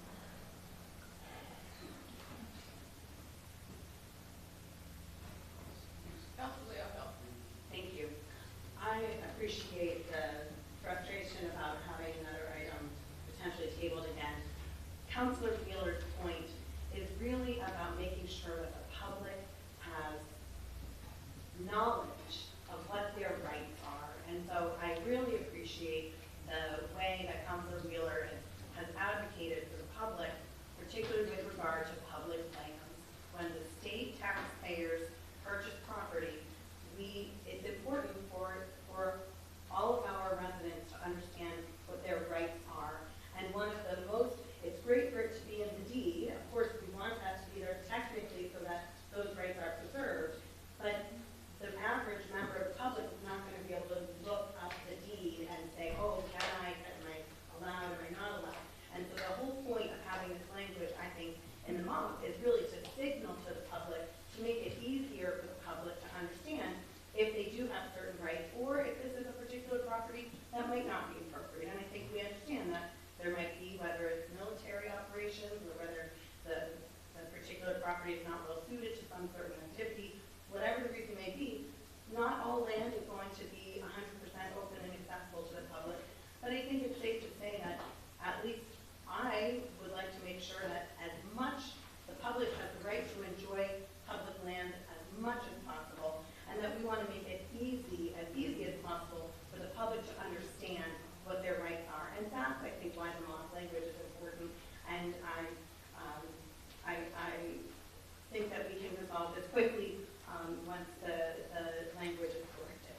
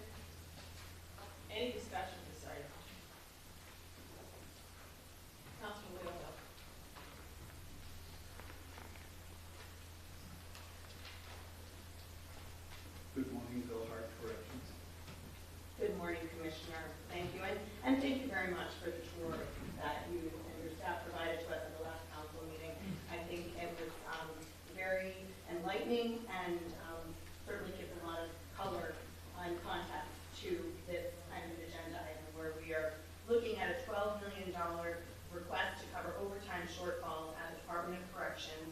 I guess I have a few questions here. Can you tell us how much more will the Department of Corrections need before the end of the state fiscal year on June 30th? Approximately $8 to $9 million. In addition to the $12 million that we may appropriate or approve today? Correct. Another $8 or $9 million. And as I recall during the budget session last year, I know that you were not here for those, is that right? That's Okay. correct. But as I recall, the members of House Finance were advised that the cuts that they were making to the Department of Corrections budget were going to ultimately going to cause overtime, additional charges and overtime, because there are minimum staffing requirements at the prison. Can you talk about this? This is, as I understand it, staffing is not optional in a prison setting. Can you talk about staffing, minimum staffing requirements, and also what our vacancy rates are among corrections officers? Yes, so I'll take the last one first because being an old guy, my memory goes quickly, so I'll take that one first. We currently have a rate, about 51% vacancy rate of corrections officers. So about 320 positions and about 163 right now are vacant. I would add to that we just completed a class at the Academy last Thursday where we graduated 8 young people who are committed to this operation. I can't really speak to the situation that occurred in the budget negotiations last year, but what I can say is that the amount allocated for overtime was about $2,100. So everyone's clear, 2100, decimal point 00, $2,100. Any first responder operation, whether police, fire, or corrections, will have need of overtime. The issue here is that because of the staffing constraints that we're under, and I'll get to minimum staffing in just a moment, because of the staffing constraints that we're under, we backfill to minimum staffing by virtue of the use of overtime. So minimum staffing is a phrase used to describe the situation in terms of the number of personnel needed to minimally staff an agency in the prison to keep two groups of people safe. First, the employees, second, the inmates. So we have different minimum staffings depending on the situation. Close custody may have a higher minimum staffing. The transitional housing may have a lower minimum staffing. It's all about that ratio to make sure that those two groups are safe. So once you set your minimum staffing, you try to adhere to that and not go below it. So let's say we were full staffed. If we were full staffed and somebody took vacation, say July, a lot of folks take vacation, you might bump up against that minimum staffing requirement, causing unnecessary overtime. But that's overtime you can plan for and describe. We're in a situation where minimum staffing is aspirational often, so we have to ask people to come in. This situation is complicated by a couple of different facts. First, the contract that was negotiated between Teamsters, SEA, and the state of New Hampshire now includes a provision for double time in many, if not most, overtime situations. So of interest, those overtime hours that I just described have been fairly static over the last 5 years, but the cost has gone up dramatically. And that is because, not exclusively because, but in large part because of that negotiated double time for the overtime situation. So does that answer all the questions? That certainly addresses some of them. Were positions cut at Department of Corrections also as part of the budget? And I think there was also a backup budget cut as well that your department is dealing with. Yes, 54 positions were abolished, and 5 positions were not funded. And in addition to those cuts, there was also the what's called the back of the budget cut, which essentially says to the commissioner and his or her staff, you got to figure out how you're going to make $10 million more it's a financial conundrum, to be sure. And did the reduction of those positions, the elimination of those positions, or unfunding, defunding of those positions contribute, has that contributed to these overtime overages? Yes, in two ways. The first way is under the rules, personnel rules of the state of New Hampshire, oftentimes when a person is said that position is cut, they have the ability to go to a different position, sometimes at higher rates of pay that might be paid. So let me be clear, that person might make $100, and the person whose job they're being moved into because they have seniority rights might make $80, but you got to pay that person $100. That's one way. The second way is that typically in years past, that vacancy number, say $6, $7 million, was transferred over to cover the overtime overages, if you will. So those are two ways that this situation has been made worse. Can I interrupt for a minute? We have a class here, so Oh. do you mind? Commissioner will. They have a group of homeschoolers from the Nashua area. Oh, great. There you go. Welcome to the State House, kids. How are you today? You good? You having fun? Okay. You might be interested to know that my wife and I homeschooled our 4 children. So we're very familiar with what you do, and we encourage you to stick with it and go. My children turned out good. I got one that's a lawyer. I got one that's in business with me. I got one that got a couple of associate's degrees at community college. So you're going to do well as home-educated kids. So I want to encourage you in that. And I also homeschooled for high school, so who knows, Nice. you could even make it to the executive council. Yeah, awesome. Well, welcome. You know what we're doing here today is deciding how to spend the taxpayers' money. Right now, we're talking about the jails and how to make sure we have enough staff at the jails to keep everybody safe. So we do that. We talk about roads and bridges and deer and animals and hunting and fishing and all kinds of things here around this table. But would you like to meet the governor? Would you like to shake her hand? How would that be, huh? Or high five, or whatever you'd like. It's great to meet you. Yep.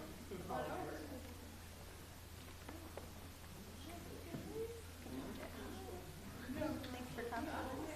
I live in Nashua. By the way, I live in Nashua. Thanks for coming to the State House. Nice to Great meet you. to have you. Great to have you guys. Thank you for coming. Thank you so much. Thanks for coming. All right, you guys are teachers, huh? Come on.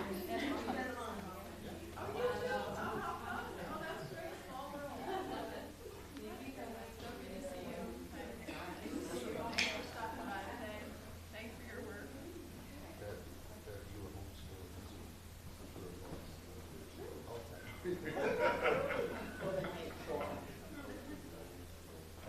All right, we are back on with the commissioner here, and I don't know if there was further.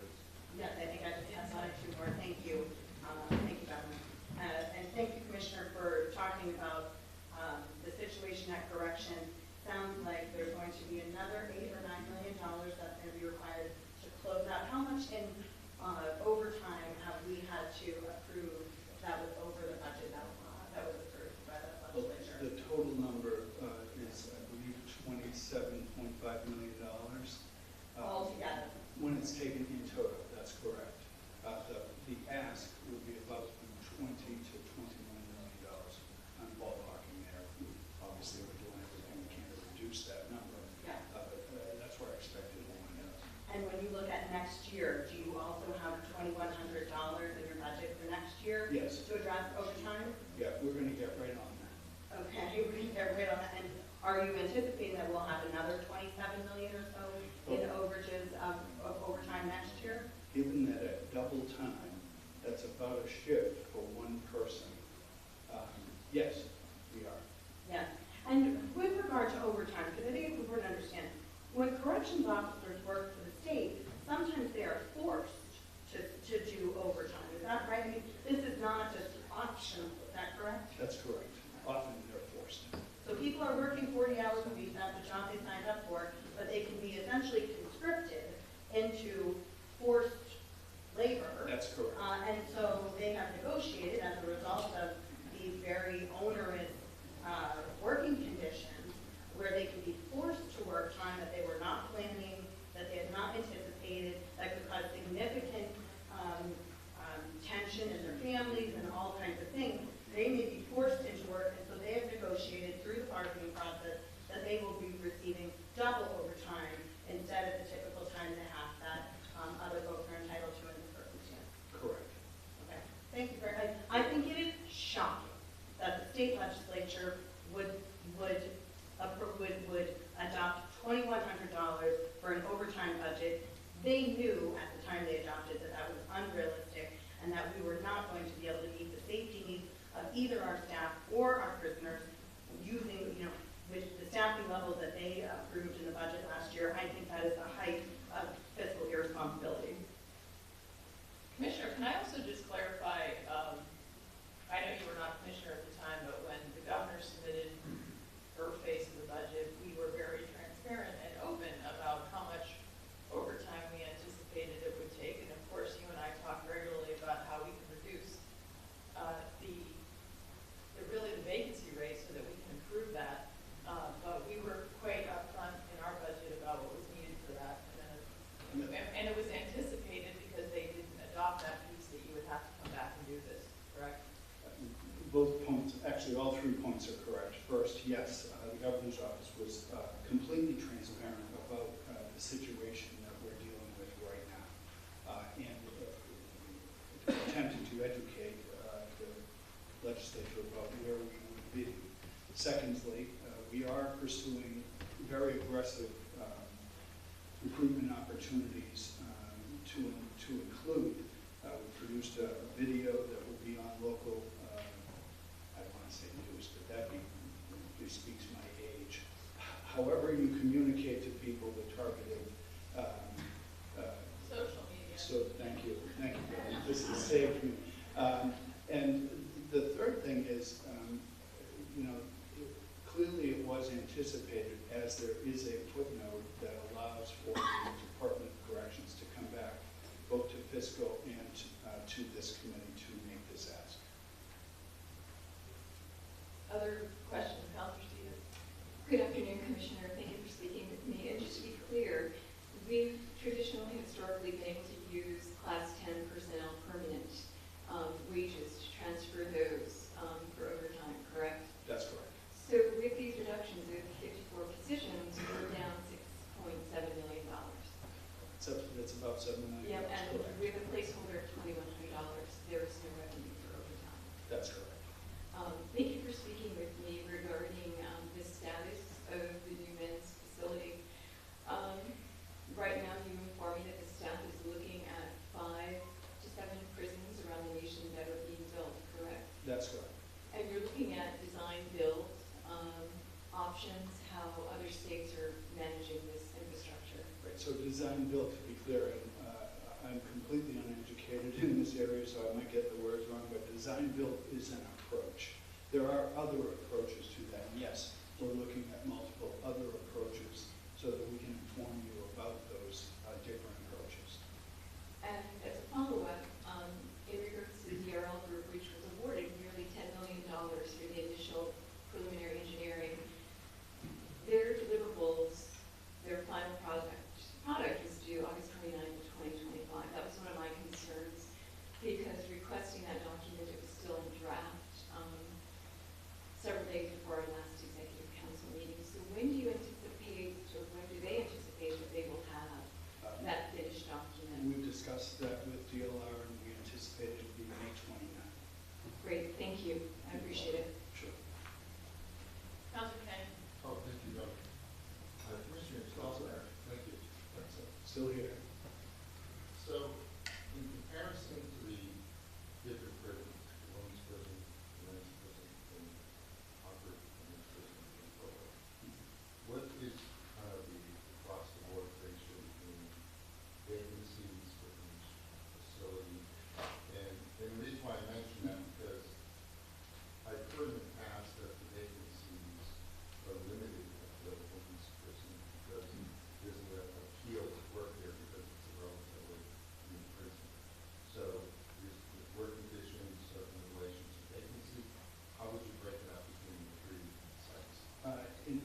terms of vacancy rate, and by that I mean the number of open positions as a ratio to the total number. So the worst at NCF, the next is men's, and the best is women's. And you're right. Part of it is the difference in work there, and part of it is it's a relatively new facility. I think it's 10 years old this year. So what would you say is the vacancy rate at Williamsburg right now? I really couldn't offer that without making a mistake, and I prefer not to. I can get that to you by the end of the day. I think it's important that we continue to have a social discussion around the council table and with the public and the department, that we kind of know what the data is telling us with vacancy rates at each site, because then you've already concluded that because of it's a new prison, women's prison, the vacancy rate is a lot smaller than it would be, say, at the next prison in Concord. So that's all data that's important for us, because people are going to be out in the community talking about this down the road, saying, you know, if you have a relatively new prison, if the environment working, you're going to have those positions filled versus one that's, kind of desolate and, one of the undated places. I would want to say that I would be hesitant to ascribe that as a singular cause for the vacancy rate. I think there are other things that go into that lower vacancy rate at women's, but that is certainly one of them. And I say that based on anecdotal discussions I've had with folks who work at a variety of places within DOC.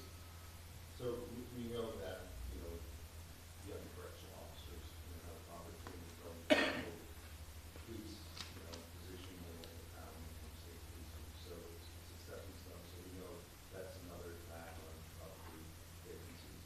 It's a clear opportunity, but it's a stepping stone. For some, frankly, for some, they find that this is their work.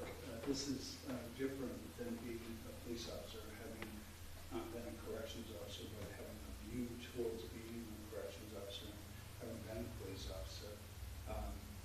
It's a different type of work, and some folks find that they're enriched by this work, and this gives them their purpose. So we have a lot that stay. Some move on. I would make this note.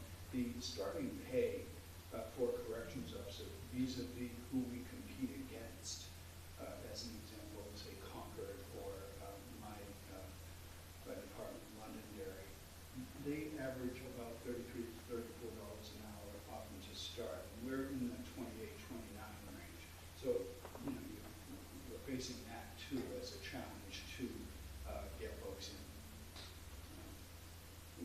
Yeah, but all the data is great. As counselors that we have, so Yeah. people approach us, we can say, listen, bang, bang, bang, here's the talking point. We'll get This is what the problem is, this is how we're trying to solve it. So definitely helps out. Yeah, we have to do it. Yeah. Counselor Stephen? Thank you. And Commissioner, I also thank you for answering the questions on the facility issues and the process. That's what I was concerned about going forward. Commissioner Hungerhouse called me as well, and we spoke, and I understand there may be a breakfast opportunity where we can ask questions. And before the RFP is written, that at least every council's concerns are heard. I appreciate your response to that. That's our hope, to be clear, is that once we get our ducks in a row and we have the deliverable from DLR, we would ask that we have some time together to answer any questions that you might have about what's our going forward posture. And I appreciate that, because it's obviously a lot of cost here. Absolutely. But the one thing I wanted to comment on, and while you're here, is the DOC report on the assistant commissioner's handling of the taser and going outside of the government council process and ordering goods that were not approved. And you and I have had a long conversation on this, and I want to compliment you to even it from your attorney background too, seeing in that report, and I want to compliment the general. Because when I asked for the investigation, the general staff could have just gone in and found this is not a criminal issue. Okay, I understand that. But the way this report was written and the way this investigation was conducted makes me so proud of our state and our Attorney General in the system. Because that document talked about the ethics process, the appearance of impropriety. The way this was handled was inept. It was a assistant commissioner that was never well-trained, should probably never have been hired for this position. And in my conversation with you, you impressed me by identifying this as possibly a training piece. And I think that complements the general in the fact that there was a lot of research. There was a lot of, time that was taken by his assistant attorney general that worked on this. And so I think other departments should listen to what you had told me in the phone. I want you to relay that because I think it's important. And I just appreciate this. That's just all I want to say. Not to belabor the point, but as recently as this morning, Commissioner Quinn and I chatted briefly about the notion of just a basic training for folks coming into, say, director and above positions. And it doesn't have to be, a college course or a master's program. A couple of days, meeting people, understanding the ethical constraints that, frankly, you ought to operate under as a professional in any situation. And lastly, just the understanding of Department of Personnel rules, budgetary process. So we're working on that, and I've also had a discussion with Commissioner House very briefly about it. But, so the final thing I would say is you agree with me, Commissioner, Yes. that that document by the Attorney General, 28 pages, I read it from word to word.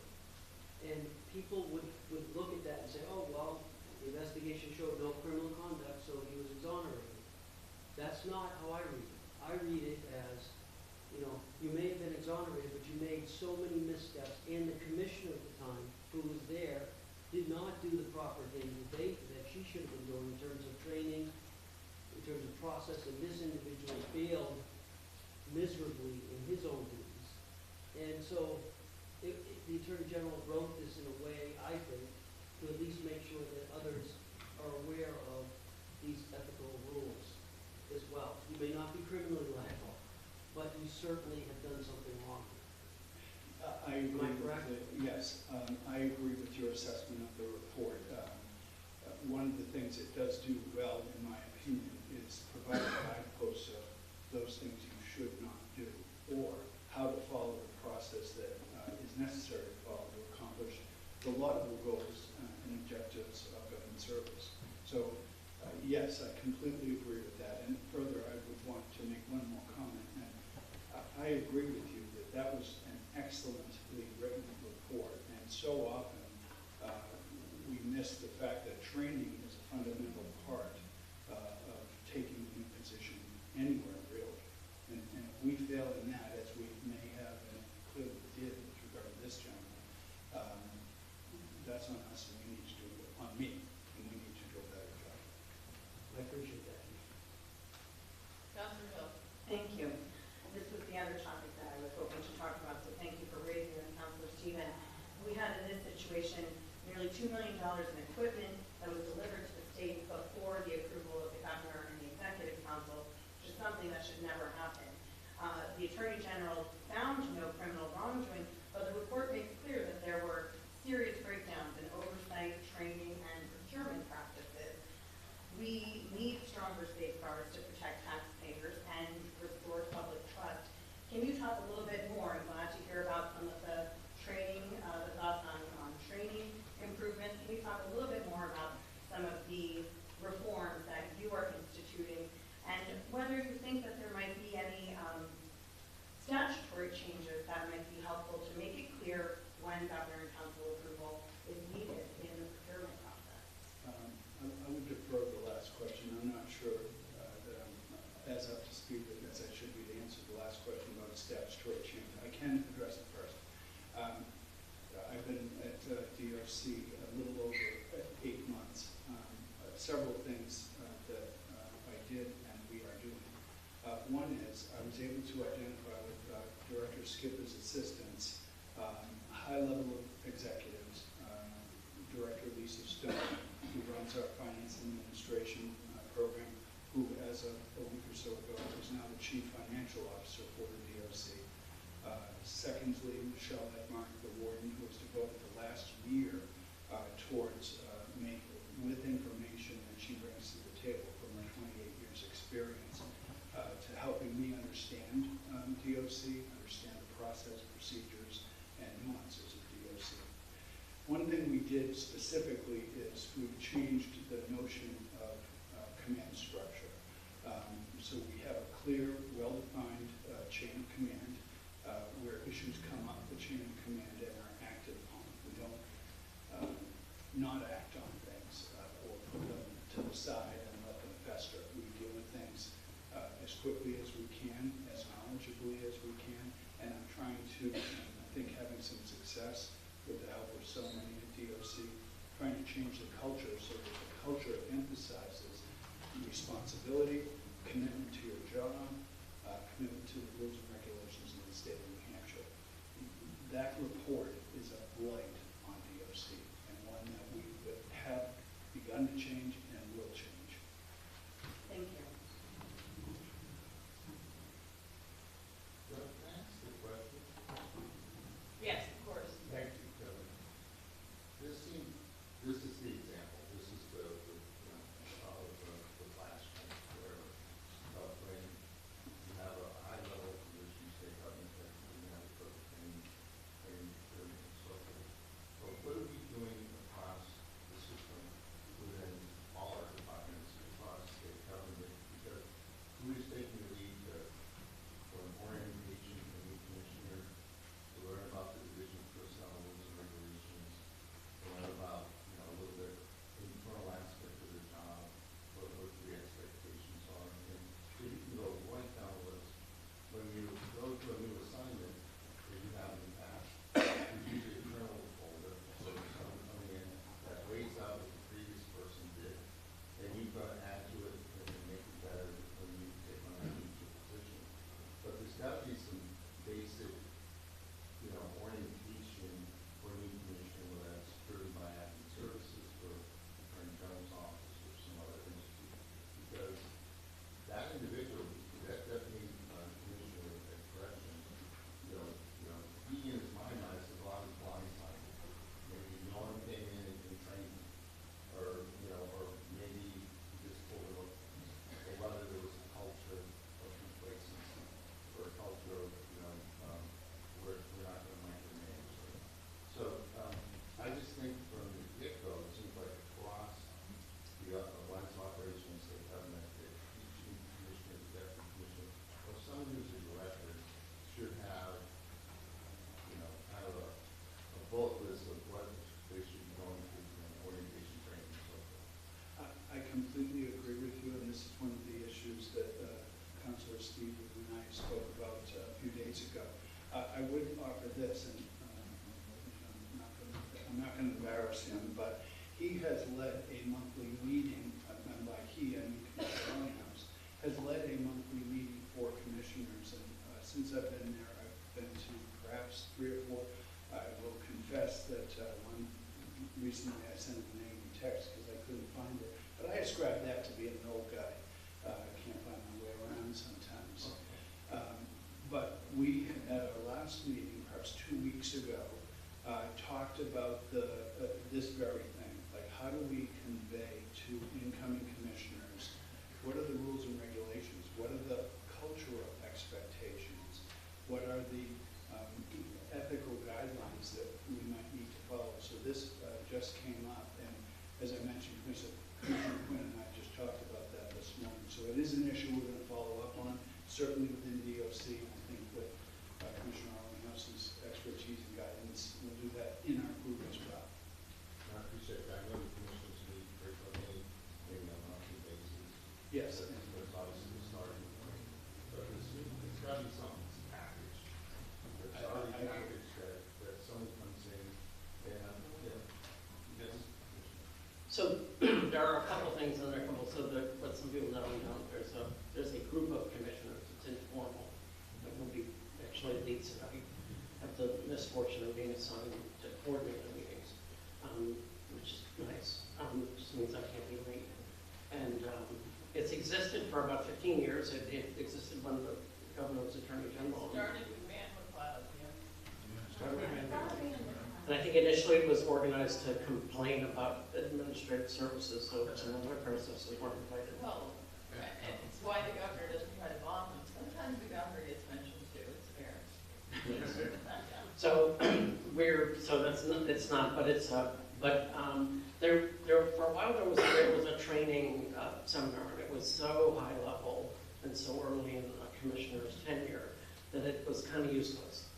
And we've had discussions in the last couple of meetings about things to do, and like, maybe a meeting where somebody talks about collective bargaining, managing in a union environment. How come I can't just, like you can't, there are rules?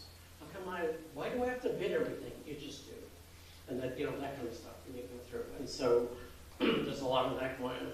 For everyone else, everyone who's not a commissioner, there are training. And every department of state government, when somebody comes in, whether they come in as deputy commissioner or they come in at whatever level, there are orientation sessions. For classified employees generally, and for many unclassified, learn that when you get hired into a job, there is a day one orientation which takes place on your second day. It's called day one, but you do an internal orientation where here's your key, you go sit there, that kind of stuff.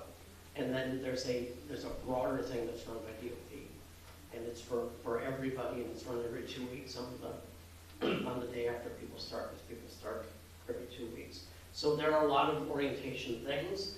At the end of the day, though, when you start a job, you go through orientation, and I'm looking in the audience, and people will attest to this. 2/3 of what you heard will make a lot of sense to you 3 months in, and won't make sense to you that day. So typically, within an agency, there are regular trainings, and I'm going to use one example, like on procurement. So we do as much procurement as anybody in the state, maybe HHS. And we have people who know more about procurement than almost anyone in the state, in theory. But we do regular, constant training in procurement to remind people about certain things. We do a regular, every year or two, dog and pony show with DOJ about, remember that you need bids on this, and over 10,000 it's this. Here are the council rules. And so there are a lot of opportunities. Many of them are internal, though, to training. And part of it is, if I'm hiring you, I don't want you trained by your predecessor. I want you trained by me.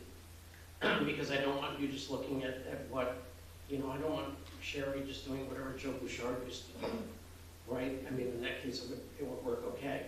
But I want to, what are our priorities today as opposed to what they thought? And typically that happens a lot and constantly. Well, again, I appreciate that, Commissioner, and that you're doing that, but I don't look at it as a region commissioner right now. Is he getting the appropriate training as a region commissioner, things of that nature? Yeah, so I talk to Adam constantly, so that's either a sign that he is getting the training he needs or he's getting the wrong training, depending on your perspective. And we obviously have a process that we're constantly talking to commissioners as well. Other questions for the Commissioner of Corrections? Hearing none, all in favor of item 34, signify by saying aye. Aye. Thank you. Item carries, thank you. Ask for a motion to adopt agenda items 35 and 36 from the Liquor Commission. Second. Any discussion? Counselor Dean.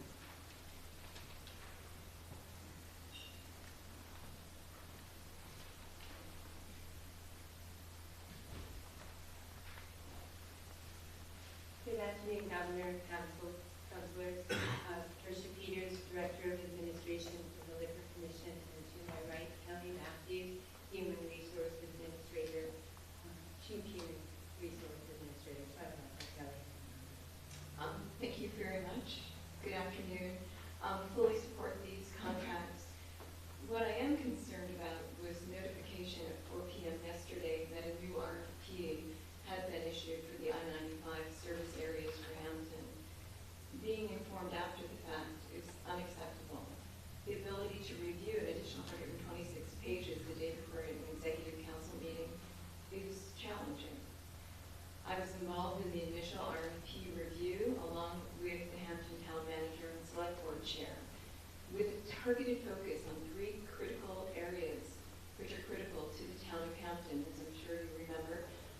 line extensions under 95 to the western portion of Hampton, commitment to a public hearing for local residents, and lease tax revenue. Can you assure me that what was agreed upon in the original RFP specific to Hampton was retained? Thank you, Councilor, for your question. It is my understanding that it is retained. It was prepared by the Attorney General's office. I did review it. My understanding is all of that has substantially remained the same. There have been some very, very minor changes. And could I be informed of what were those modifications, or will I have to go through the RFP later today? Counselor, I would like the Attorney General to address this. I think it's the most more appropriate person to address this. Thank you. Yeah, thank you, Counselor. And I did try to note for you when we sent out the RFP, there were very few changes. This RFP is almost identical to the previous version. And I can have a more detailed discussion with you later today, but generally, the three areas of changes were just a modification of the timeline. We're trying to speed up the timeline in this round a little bit, since the RFP is basically identical, and we're just trying to address the process issues that were flagged in the notice of cancellation of the previous RFP. There's a little bit of clarification on contacting state officials or members of the scoring committee, so a bit of clarification there, and then a couple small clarifications on the financial requirements and financial qualifications. But these are pretty minor changes as I see them. All of those things you just mentioned are retained in this version of the RFP. Great, thank you. Follow up. To date, the state has, could you clarify, has not exceeded the $1 million appropriated for this project for initial site work and other vendor services. Is that correct? I'm sorry, thank you for the question. That is my understanding, correct. And the appropriation for the construction of the two 22,000 square foot facilities will not exceed 26 million. We're still targeting that goal, correct? That is correct. A ground lease is anticipated in November of 26, correct? Correct. With the final contract to council by December of 26? That is the anticipated date, correct. Thank you very much. You're welcome. Counselor Kane. Thank you, Donna. So, we know there are 2 bidders this time around. Do we anticipate more bidders in the next round, or is it going to be the same 2? It really just depends, Counselor, on how the process goes. So I don't want to comment on what I anticipate or don't anticipate. That there could be more, if it's possible. But right now, it's an open process for anyone else to compete. Correct. Okay, thank you. Are there any further questions for the Liquor Commission? Hearing none, all in favor of items 35 and 36, signify by saying aye. Aye. The items carried. Aye, thank you. I ask for a motion to adopt agenda item 37 from the Department of Business and Economic Affairs. So moved. Second. Any discussion? Councilor Leo.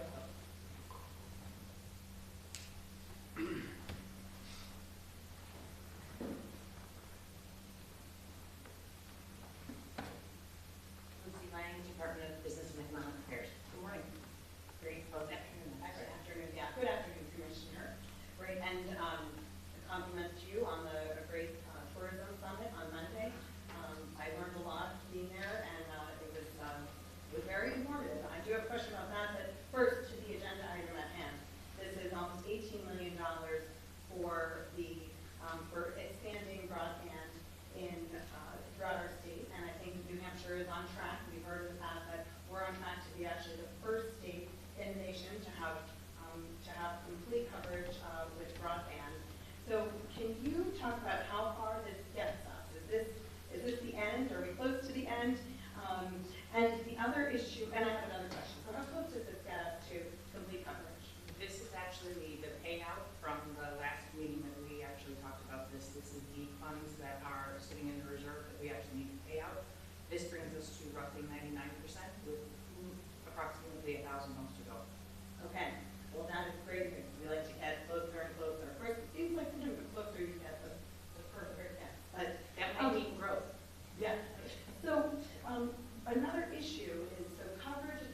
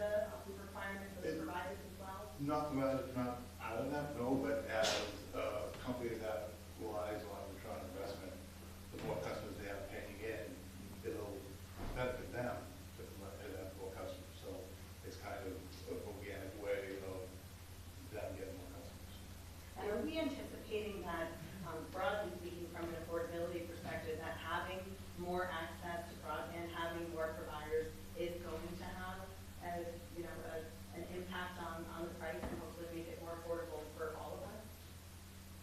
Are we seeing any evidence of that We're yet? seeing evidence where in the more populated areas, we do have competition, obviously. But out in the rural areas that we're talking about, we're only talking one provider.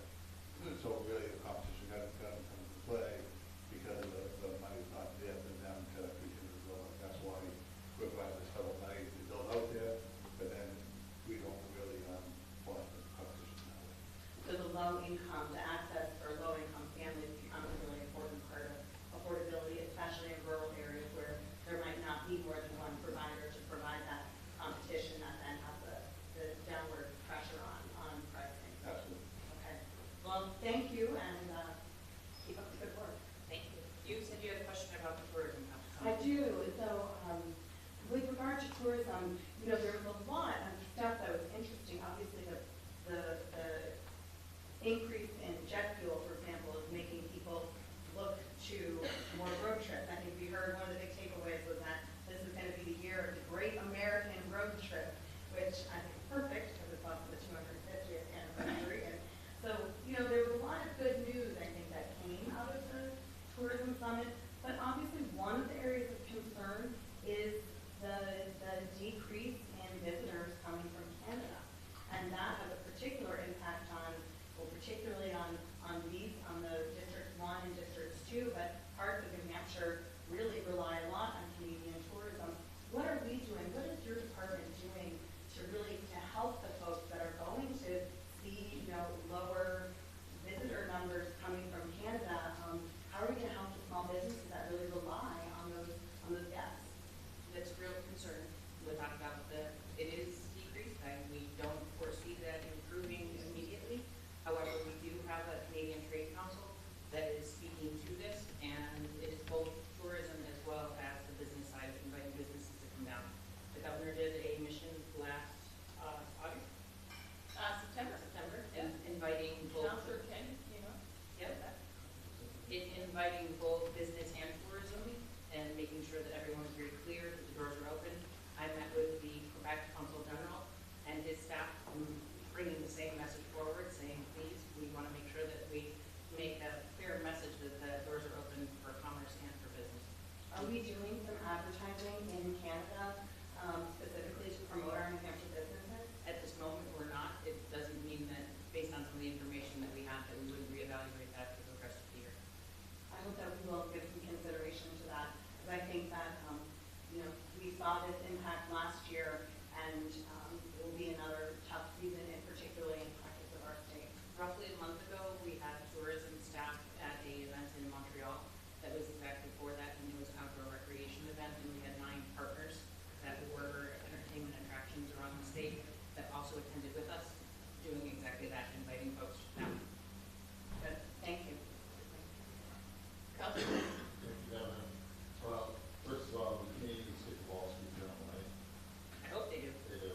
So, in line with the governor's theme of Millington and sales tax and no other taxes, we appreciate you now putting this in the Wall Street Journal. It's a publication that's read by business people all over the world, so that's really a big deal. And puts a good flavor on that we're open for business here in New Hampshire, so kudos for that. I did want to ask you a question. First of all, this meeting contract, excellent job on the staff. Excellent job, because I know how comprehensive put this thing together is, so really appreciate that. The other thing is, the ESL, the broadband service location. What determines that? What is it? Who's going to get hooked up if they get that destination? So the broadband service location is a map that the FCC had to fund a company called CostQuest, won the bid, and they basically made what's called a tower.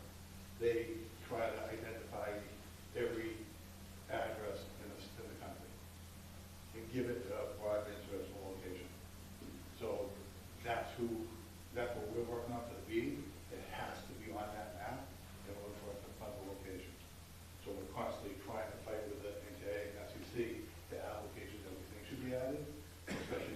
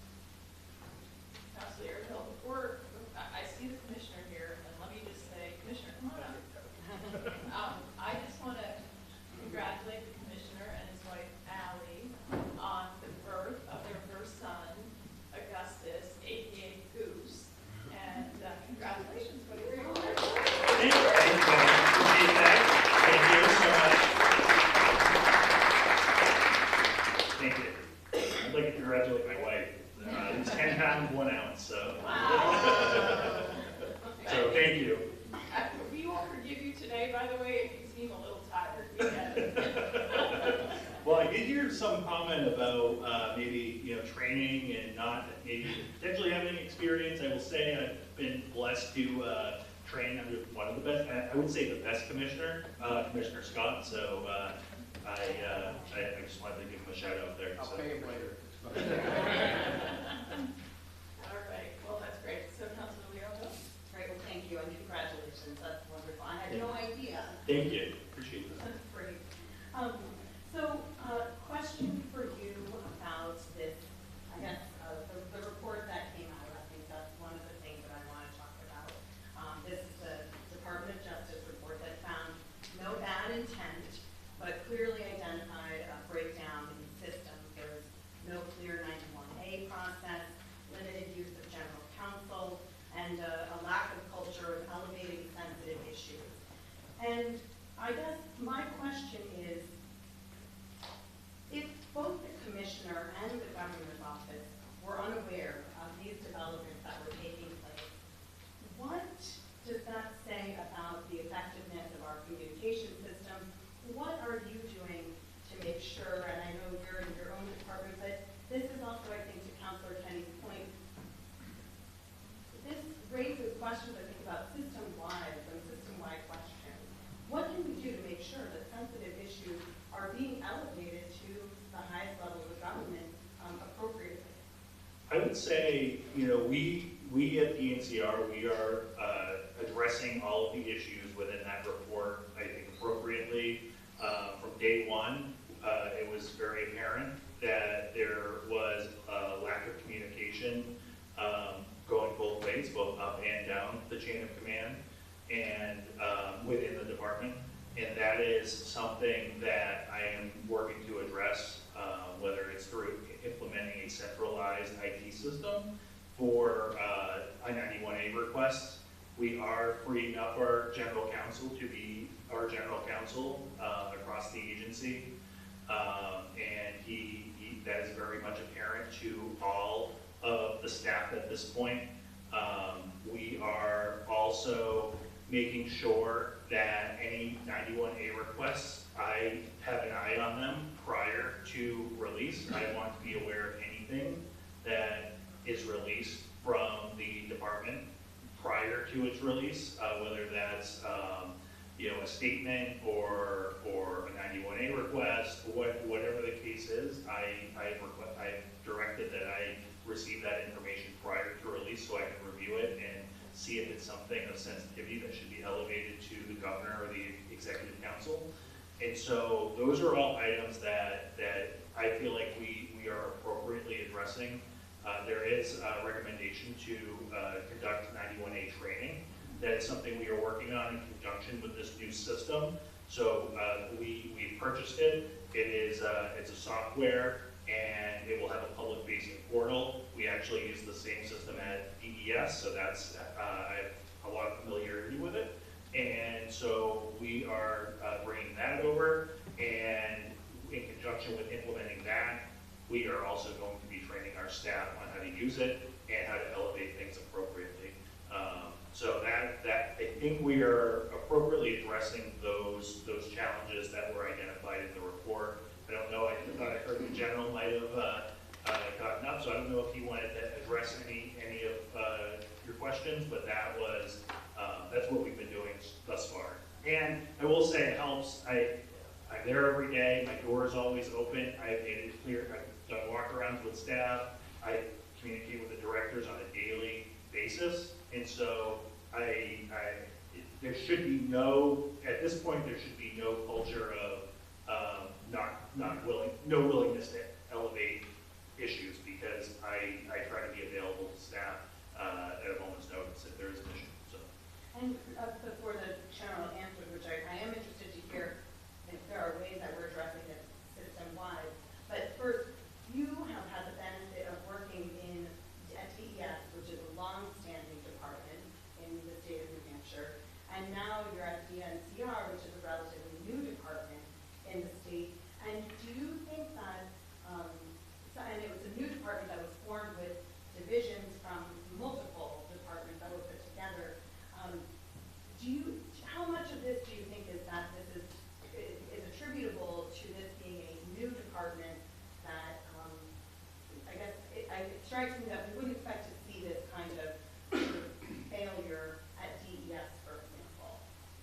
I think you could if you put in the wrong leadership, right? And I don't want to speak ill of anybody, but I think it is a question of leadership and how do you manage the state agency. It is a new department.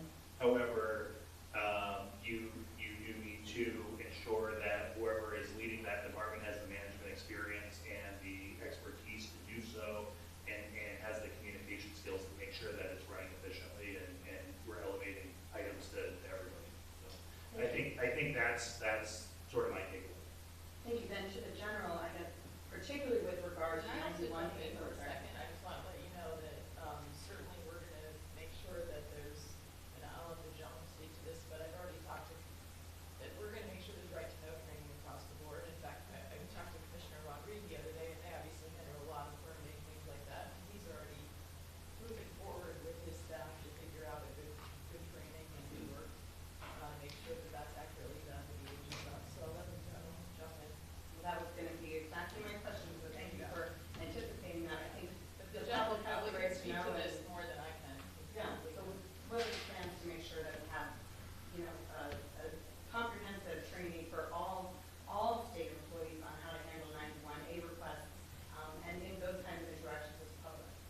Thank you, Counselor. I just wanted to start by just noting one thing, following up on what the interim commissioner said.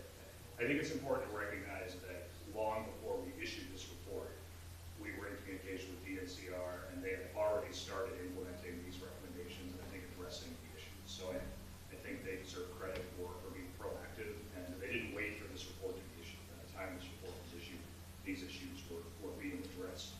On the 91A question, I want to make the point generally first that I do think it's important to remember that there are many areas of the state government, many agencies that are generally doing things well and right. I mean, mistakes get made, but I think it would be a mistake to jump to the conclusion immediately when we either have the situation we had at DOC or the situation we had here, that when a problem happens, it indicates a need to retrain everybody statewide or nothing's working well. I mean, I think agencies are generally doing a good job with these various issues, and sometimes problems arise, and I think the interim commissioner is right. Sometimes there is a leadership failure, but that doesn't mean it's happening everywhere. That said, we need to take these situations as an opportunity to improve and think about what we can be doing. So on 91A, for example, one of the things we're thinking about is, and this sort of addressed in the code report, but it's also something we've been thinking about, is how do we make sure that legal services and legal advice are being provided in the most efficient way possible. I think DNCR is addressing that with the general counsel. I think one of the issues you saw in this report is that this was the first time this agency had a general counsel, and the general counsel was not being utilized in the way the general counsel should have been utilized. So we are certainly working to make sure agencies are, if they have those types of positions, they're being utilized appropriately, and that there's consistent and good communication between these attorneys and the Department of Justice, right? Because the best, I think, source of 91A training and 91A guidance is either your attorney that's embedded in the agency or the DOJ. We want to make sure that communication is happening, and if folks have questions, those questions are getting answered. So those are the efforts we're focused on right now when it comes to 91A, because when I think about the need for legal advice in state government, 91A is probably the top issue because it applies to everybody. There are 91A requests that come in all the time. There's a high volume of them. Some of them are complicated, some of them are simple, some of them are sensitive. Many of them aren't that sensitive. They're important because we want to be transparent with the public, but they may not be sensitive. But that might be the top issue that I think about when I think about providing legal advice. So I think this is a legal advice issue and making sure we're providing that in the most efficient way possible, and we're engaged in efforts on that. Well, you guys have been clearly busy doing a lot of reports, and the last couple of weeks particularly, we've seen a lot of your work. So thank you to your department and to all of your attorneys who have been working on these issues and making management recommendations and legal recommendations to improve how our state government operates. Appreciate that, Counselor. Thank you. And I do want to thank the agencies with whom we've worked and maybe looked at when we've done these reports too, because we are here to work with agencies and we're a team. So I certainly wouldn't want to give the impression that all we're doing is trying to examine the agencies responsibility for that too, because we are the council of the agency. So I appreciate that, but I just wanted to thank, and I think you saw Commissioner Hart up here, who has responded very well to that report. And you can see the response from DNCR has been great, and I think there's been good work in the agencies as well, because these reports are based on our conversations with them, and what I think is some good self-reflection on where we're doing. Yeah, and I think that, I understand the point about leadership failures, but to me, I see these reports, quite honestly, when you look at the corrections report and combined with here, what I see are system failures. And so I think that we should look at both. And I think that when there are occasions like this that come up, they are an opportunity for us to review our management practices, to look at training, and to address some of these things, because it would be, I don't think it would be correct to attribute all of this to leadership failures. There was no wrongdoing here. To me, this was a breakdown, more of a system breakdown, and I'm glad to hear that there is remedial action being taken so that we won't be in this situation again. I think it was a very distressing situation for a lot of people when we found out about ICE's plan to have a detention center in New Hampshire, and ultimately we got to the right resolution of that. But we're learning from it, and that's it. Councilor Kenny. Thank you, Kevin. So the NCR is deploying the general counsel across the five divisions. That's what I'm hearing. That's correct. Okay. I just want to emphasize that a lot of the workload is in state parks and forest and lands. There have been outstanding lease arrangements for months and months and months, maybe years in some cases.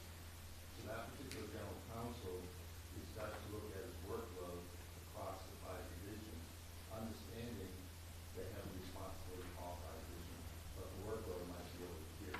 So I don't want to be a misunderstanding from the other divisions, oh, they're working just state park issues. The workload might be there, and it surely is there. But luckily, Governor, you got a new, nominee for the state park Yes. director. That's exciting news. I'm pumped. I'd like to see that, and that's going to help out. I am very pumped because we're hopefully, obviously, the council will meet and judge, but bringing back to state government, which is true. So my point is that I hear you loud and clear, but I understand what the workload is with the general counsel.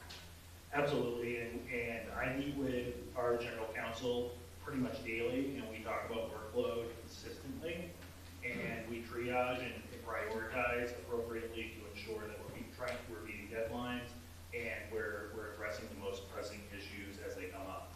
And so we try to be proactive on many of the things I think that you and I have discussed as far as contracts and agreements. So, Thank you. absolutely, thank you. Councilor Stevens. Thank you, Governor. Congratulations to you and your wife on baby Augustus, and thank you for speaking with me regarding the 91A study. Now's a great time to talk about bail resorts, given their recent attempt to impose what amounted to a tax on New Hampshire residents through its Epic Pass structure. I think it's entirely reasonable to expect this out-of-state corporation to invest in critical infrastructure required to support its operations at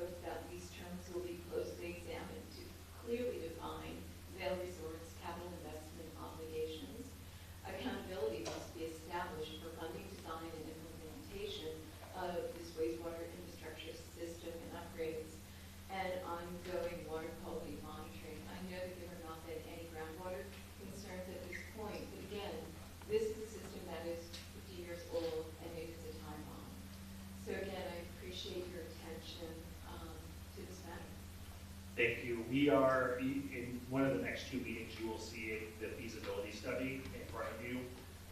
That is anticipated to take a little over 200 days to complete. And once that report is completed, we intend to work directly with the resort, Vail, to understand what might be possible. In the interim, however, there is the annual operating plan and also the master development plan, as you mentioned, and so we are going to be negotiating some language in there with them regarding the lagoons.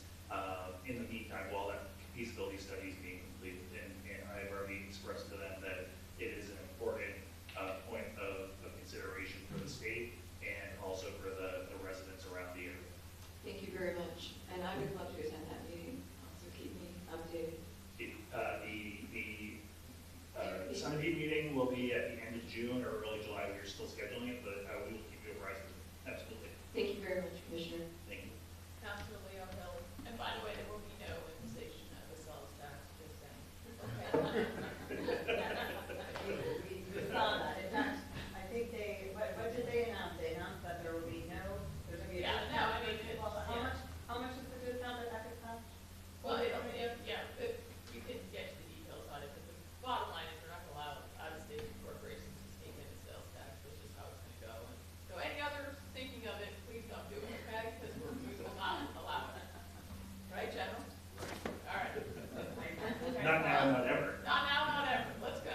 I think I saw that it's going to be a $12 discount for the There you go. residents of New Hampshire.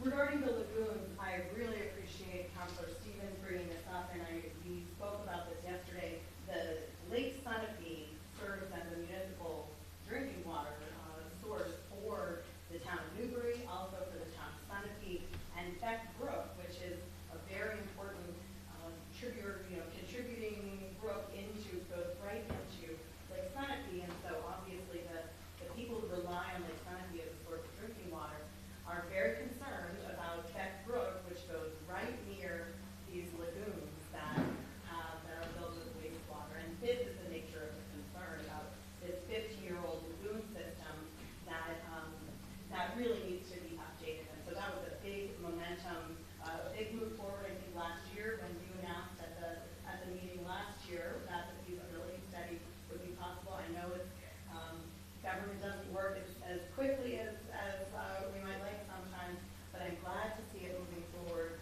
And it is certainly a big price tag.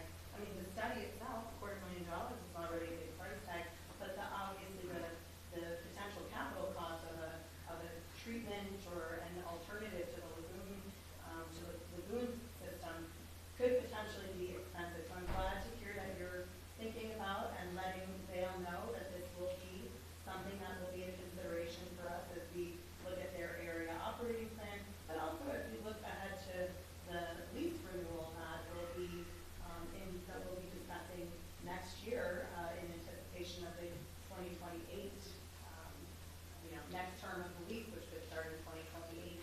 So I appreciate on behalf of my constituents who rely on Lake Sunapee, which is fed by Beck Brook, which goes by these lagoons. I appreciate on behalf of my constituents that the state is moving forward with this feasibility study, and I hope it will get us closer to replacing the lagoons with something that will serve us better. Thank you. All in favor of items 41 through 46, signify by saying aye. Aye. The item is carried. Now go get some sleep out of it. I ask for a motion to adopt agenda items 47 through 55B of the Department of Environmental Services. So moved. Any discussion of these items? Councilor Kenny?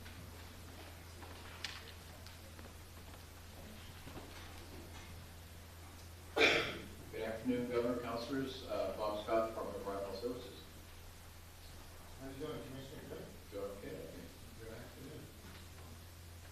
So I have a question on item 55A and 55B. So this is kind of a repeat contract from last week. Right. And just some minor adjustments as far as what the land can be used for, like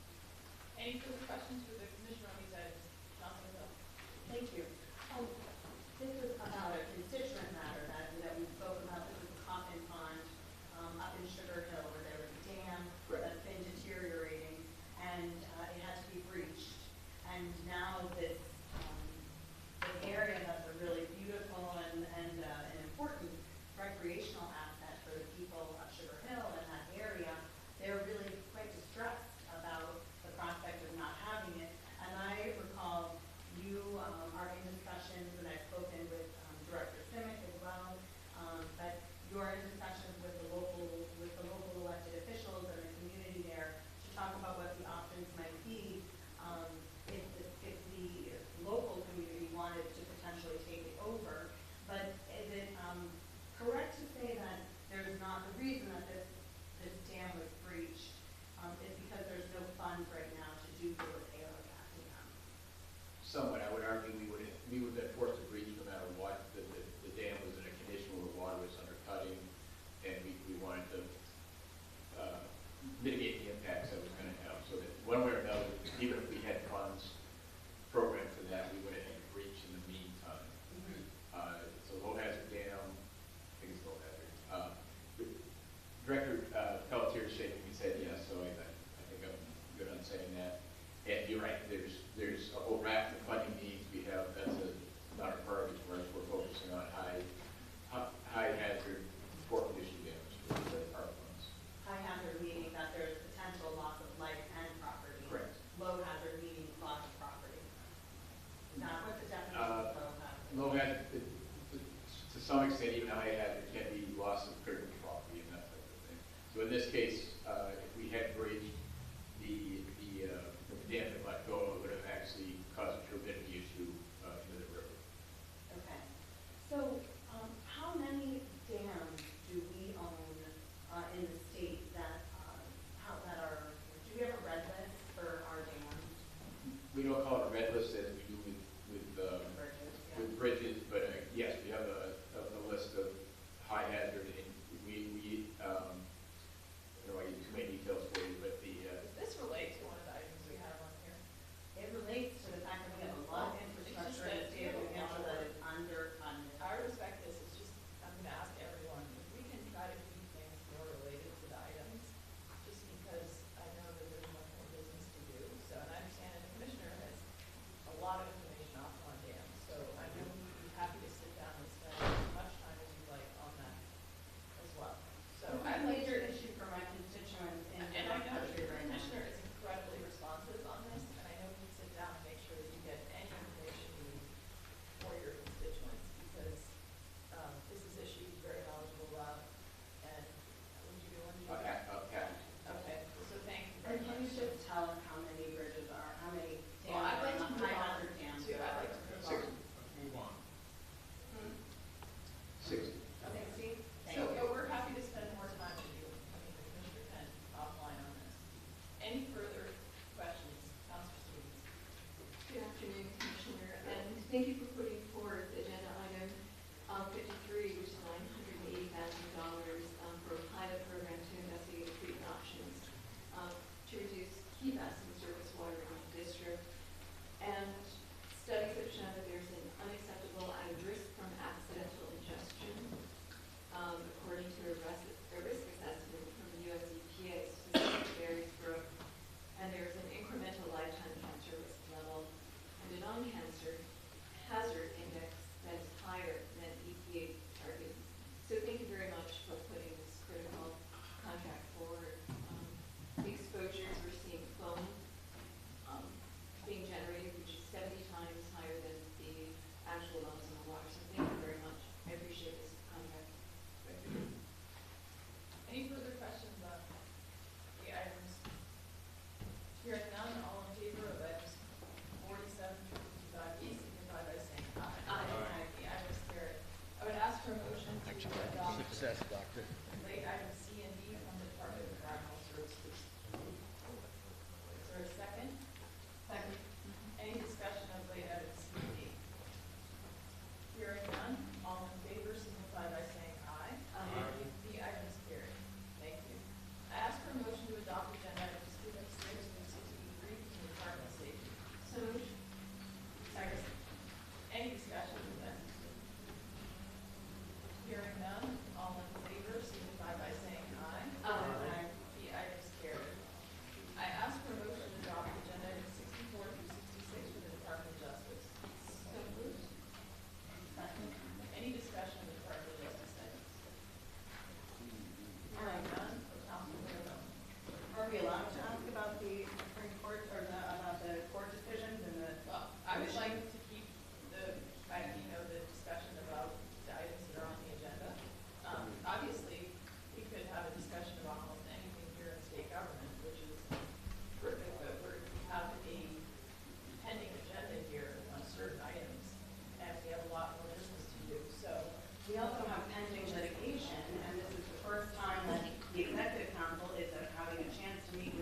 the Attorney General following major orders that came out in the litigation?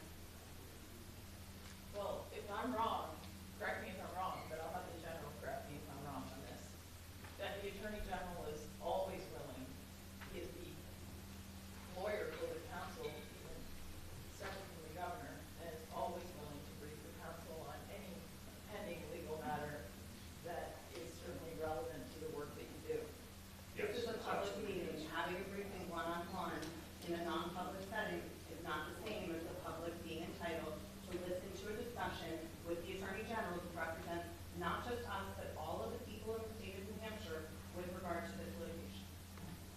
I'll allow you to ask a brief question. My only point here is that we have a lot more business to do. And, you know, I'm sure I could go in and look at Robert's Rules of Order and all that, and I'm pretty sure that those rules, if we enforce them strictly, which I've not done, have you asking questions related to the items on the agenda. I'm just asking us to try to move things forward. And so I'm sure you'd be happy to briefly answer the question, but we have more business to do. So I want to make sure we get to those items and make sure we can spend the time on the items on the agenda that we need to. So I will have the Attorney General briefly answer the question. I just have one question for you, General. Is the Executive Council subject to Robert's Rules of Order? No. Thank you. Are we subject to past practice? Yes. Thank you. But are you not subject to how the governor runs the meetings, correct? Correct. The governor is the chair. Gets to determine what is put before the council for consideration and discussion. Thank you very much. Okay. And, you know, Robert's Rules of Order are not a bad guide, even if you don't follow them expressly. So if you would like to ask the Attorney General a question, please go.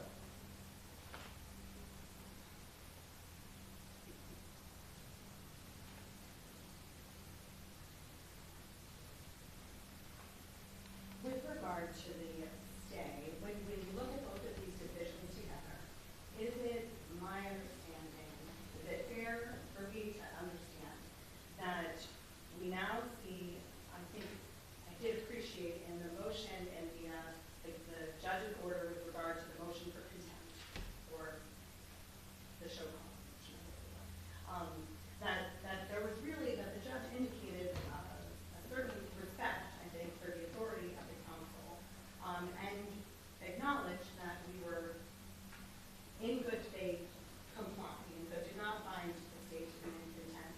That combined with the motion for the stay being approved temporary, that or the temporary stay, is it your plan or is it your advice that we are now not required to continue these good faith efforts with regard to issuing the RFP and continuing through that procurement process? Is it, can we with certainty say to the public that we have discontinued, there's really no ambiguity now about whether we have to have the inspection program in place during the litigation? Yes, because the First Circuit stayed the district court judge's preliminary injunction, and it was the preliminary injunction that had required us to take steps to reinstate the inspection program. We are not under any current obligation to reinstate the inspection program. As for the RFP process, what we're doing at the moment is we are postponing all the dates in the RFP process for 14 days to get us through the reconsideration period for the First Circuit's stay order. Technically, Gordon Darby has a chance to file a motion for reconsideration. The First Circuit could take that up, and in theory, could change its determination. That's very unlikely. But because our approach throughout this process has been to take firm and strong positions on behalf of the state, on behalf of the council, on behalf of the legislature, while respecting the court process, we think it's best to postpone the dates in the RFP long enough to get through the reconsideration period before we determine whether to cancel the RFP altogether. So that's where we are. Okay, so that's kind of a contingency plan to make sure we get through the 14-day reconsideration period. And ultimately, the bigger issue, though, is how close, are we getting close to the actual EPA approval of our alternative compliance with the Clean Air Act? I mean, ultimately, we're still in litigation until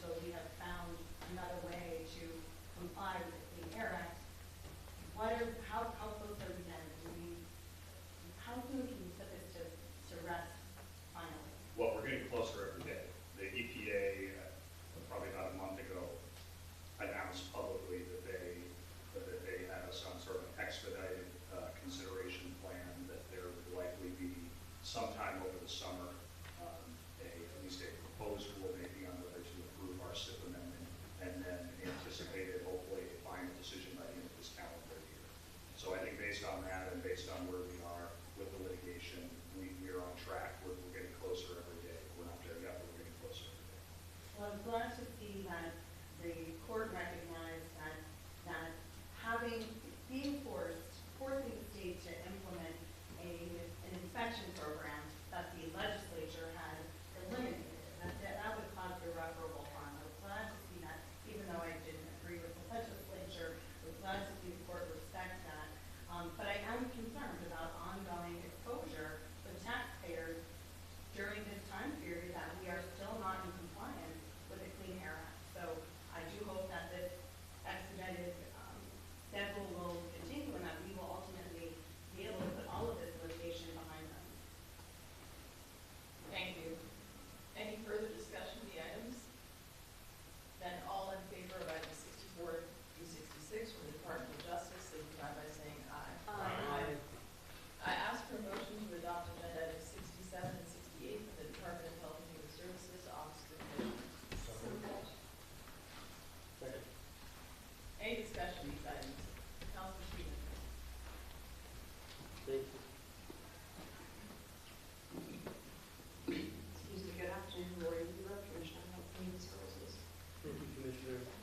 With regard to 68, and this is more child care training, parenting model, and I'm going to reiterate my concern from other meetings, and I continue to have a major concern on this issue. If I met with Muriel Allard, who owns Alphabet, it's one of the largest facilities of child care in the state, recently, and her daughter, who runs it. And I also have spoken to employees at Educare in my district. And the number one priority is workforce health. All we continue to see is professional development health on this quality rating system that I understand less than 20% of the providers are going to join so far.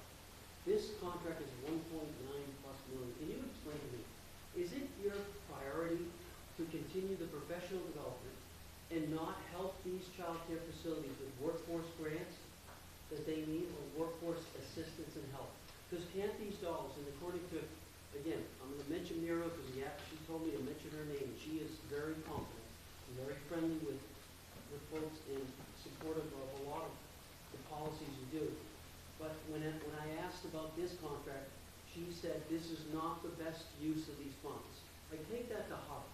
And again, I've reiterated this issue in the past, and I do believe funds should be given to help workforce, which is what she is concerned about critically right now. Sure, thank you for the question. And I will have Chris get into further detail, but just to generally respond to you, I mean, we invest in childcare providers in different kinds of ways. And one of them is through this contract with professional development that services over 700 providers, not just one. So I just want to be clear that it's a large group of childcare providers. There's coaching, there's individual coaching, there's training modules, and there's the Granite Steps to Quality program as well. So I just want to be clear, we have supported child care programs in the past for a lot of workforce development dollars, particularly through COVID and post-COVID. This is another resource that we have available for this particular activity, but I want to add to that. Good afternoon, Chris Santinello, Associate Commissioner. I think, like the Commissioner mentioned, this contract provides essential training to over 700 child care providers, which is about 9,500 workers. Child care providers have been asking, yes, they are looking for workforce grants, but they're also looking for training. And some of the training has not been available since July of 2025 because we have a number of one-time funding that expired, and so they've been asking. We actually put a significant increase into this contract based on their asks. Furthermore, of the providers, there's about 146 providers that do participate in Granite Steps for Quality. There's probably, I think, about 30 or so in your own district, which represents over 2,000 child care workers. And what is critical as part of the Granite Steps for Quality, like the Commissioner mentioned, is the hands-on coaching. These providers have not been able to have that hands-on coaching. And when you are working with children that may have challenging behaviors, or you're looking at the structure of your setting, that hands-on is critical. So a follow-up to that, would you agree with me if you had the choice of hands-on coaching, and there's all kinds of training available online free, and if you have the ability to do hands-on coaching or received help with grants for helping your either performance bonus, help with staff, retention, and also, another thing that was said to me by Muriel and her staff, they would rather see these dollars go to the community colleges that continue to support, I know you supported them in the past, but to provide that pipeline, rather than pay for a Montana company to come in here in a coaching model, that in essence, what I'm hearing in my district is not working. And that's my question So it is what would you working, prioritize? it is working for some providers in your district, because we have other providers that are part of I would grants. love to hear from them. The other pieces, these are the number of e-modules that is open to all providers, which they critically need. And what's critical for having e-modules is they can do it at a time that works for them at their convenience.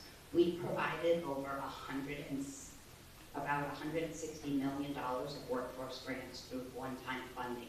We do not have the authority or resources to provide those one-time grants. This training around quality is required as part of our CCDF plan, which receives, we engage with stakeholders when we develop our plan. Granted Steps for Quality was part of that. Follow-up, I understand there's $7.5 million in the budget that the legislature asked, and it was putting a line on for TANF dollars under the incentive dollars to be used to pay $7.5 million each budget year. I understand there was an email sent to ACF. I've read it. That email does not tell me that those funds can't be used, those TANF dollars, to help workers. Can you answer the question whether today, are those $7.5 million funds for workforce grants going to be released to these child care providers? We do not have authority, council, with all due respect to ACF. Where is that in writing?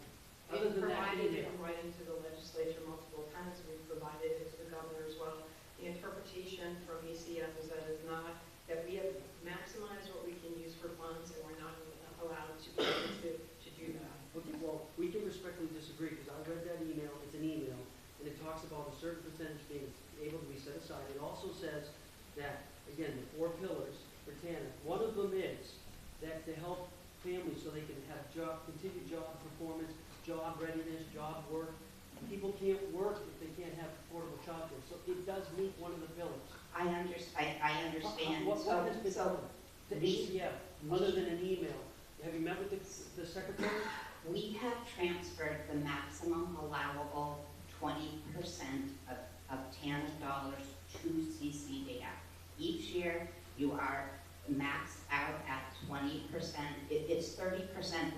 We do 10% to SSBG, 20% to CCDF. We have had an increase in enrollment by over 80% since January of 2024. We have chosen to take the TANF dollars to avoid a child care scholarship waitlist. There is no more TANF money to transfer. Follow-up, has there been any attempt to meet with the secretary, the assistant secretary, who was here, and ask him for a waiver? There are no waivers available, and we have maximized. We don't have the dollars to move. Is that in writing, that there's no waivers available? We have had multiple conversations and correspondences with ACF, so have we gone beyond email? Yes, we have. We've been asked to by the legislature, which we did, and we asked multiple times. And we were told that there was no flexibility there. Okay, and then the final question I have here is, again, in terms of priority, do you think these dollars, though, these dollars here, can be used for workforce grants? No, because we have to provide a certain amount of dollars for training under quality, and then, I'm going to get really technical here, but you have certain benchmarks that you have to meet, and if that money goes aside from how we're using it, then our benchmarks for CCDF will not get met, and we would be at risk of a payback to CCDF. So my last comment just would be, Councilor, I think we all agree at the department that workforce development is important for child care providers, as well as other supports and resources. We're just limited by rules and regulations in our budget for what we can do. So our investment here really is in professional development, continuing to help to recruit and retrain staff. It's not direct, it's indirect, but if you have trained staff that are getting coaching and they're successful in their job, they're more likely to stay. So that was part of our ask here with that.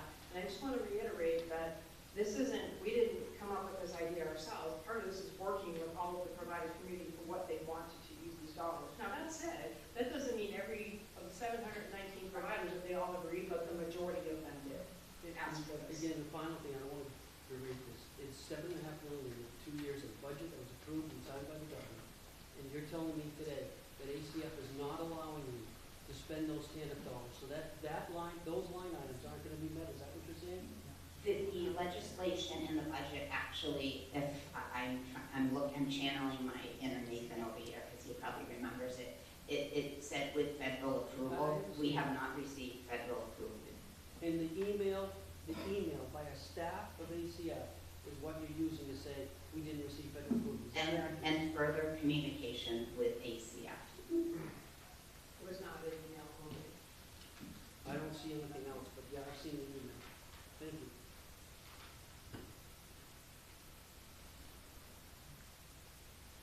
I don't know, Nathan wants to address the financial issue overall with how much it's been in terms of the carryover. It's been described to me in terms of how those funds, like for other reasons you need the TANF funds too. Sure. Good afternoon, Councilmembers. Governor, Nathan White, Chief Financial Officer of the Department of Health and Human Services. As Chris had indicated, we are allowed to transfer a certain amount of TANF each year from each federal TANF award.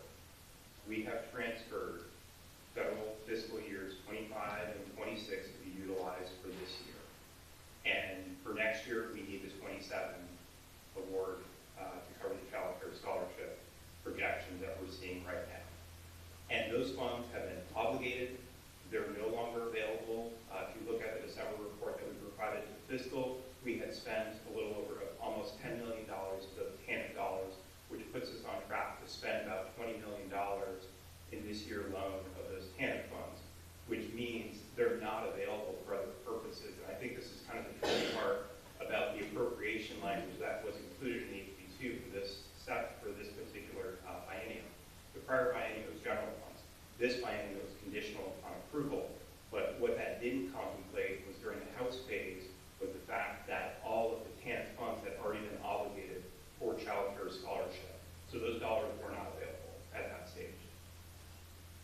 So in essence, if I can follow up, what was told to the legislature was basically that we're going to look at this, we're going to try to get approval, but were they told we're not going to be able to really, this $15 million is really a shell game for workforce grants for our child care providers, because we're not going to be able to get those dollars. Why did they even put that in the line item in the budget if they would have known that there's no chance of getting that? And my point is, the chances of obtaining those dollars beyond the requirements that you set forth today, even at that base level at 20%, can we get a waiver? Nobody's told me that we can't. Nobody's told me in writing that we can't.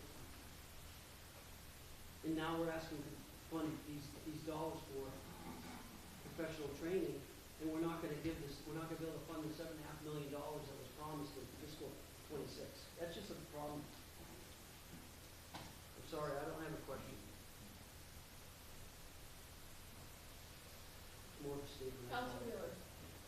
Governor, my problem with this is twofold, as well as John's concerned. But one, this is sole source. And this company that the agency has picked sole source, one of the strategic priorities of this company is to advance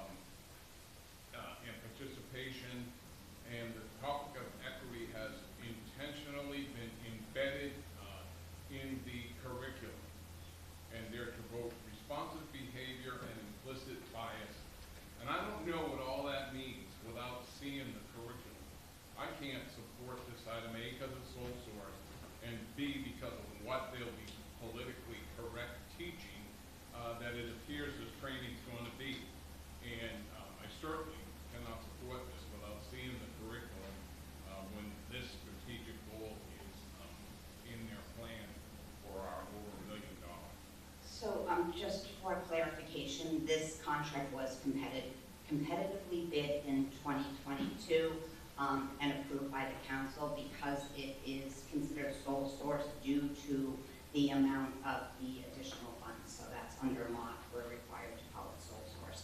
Not seeing what you're quoting, because the pyramid model works with lots of children to support children with disabilities. There's inclusion language in the disability field, and so not seeing what you're referring about, I am suspecting that's what it's talking about, equal access to childcare for all children. Respectfully, I don't know that, and I need to see the curriculum before I can support this. It's very important about what is going to be trained for all our child care workers. Much of the modules are available online.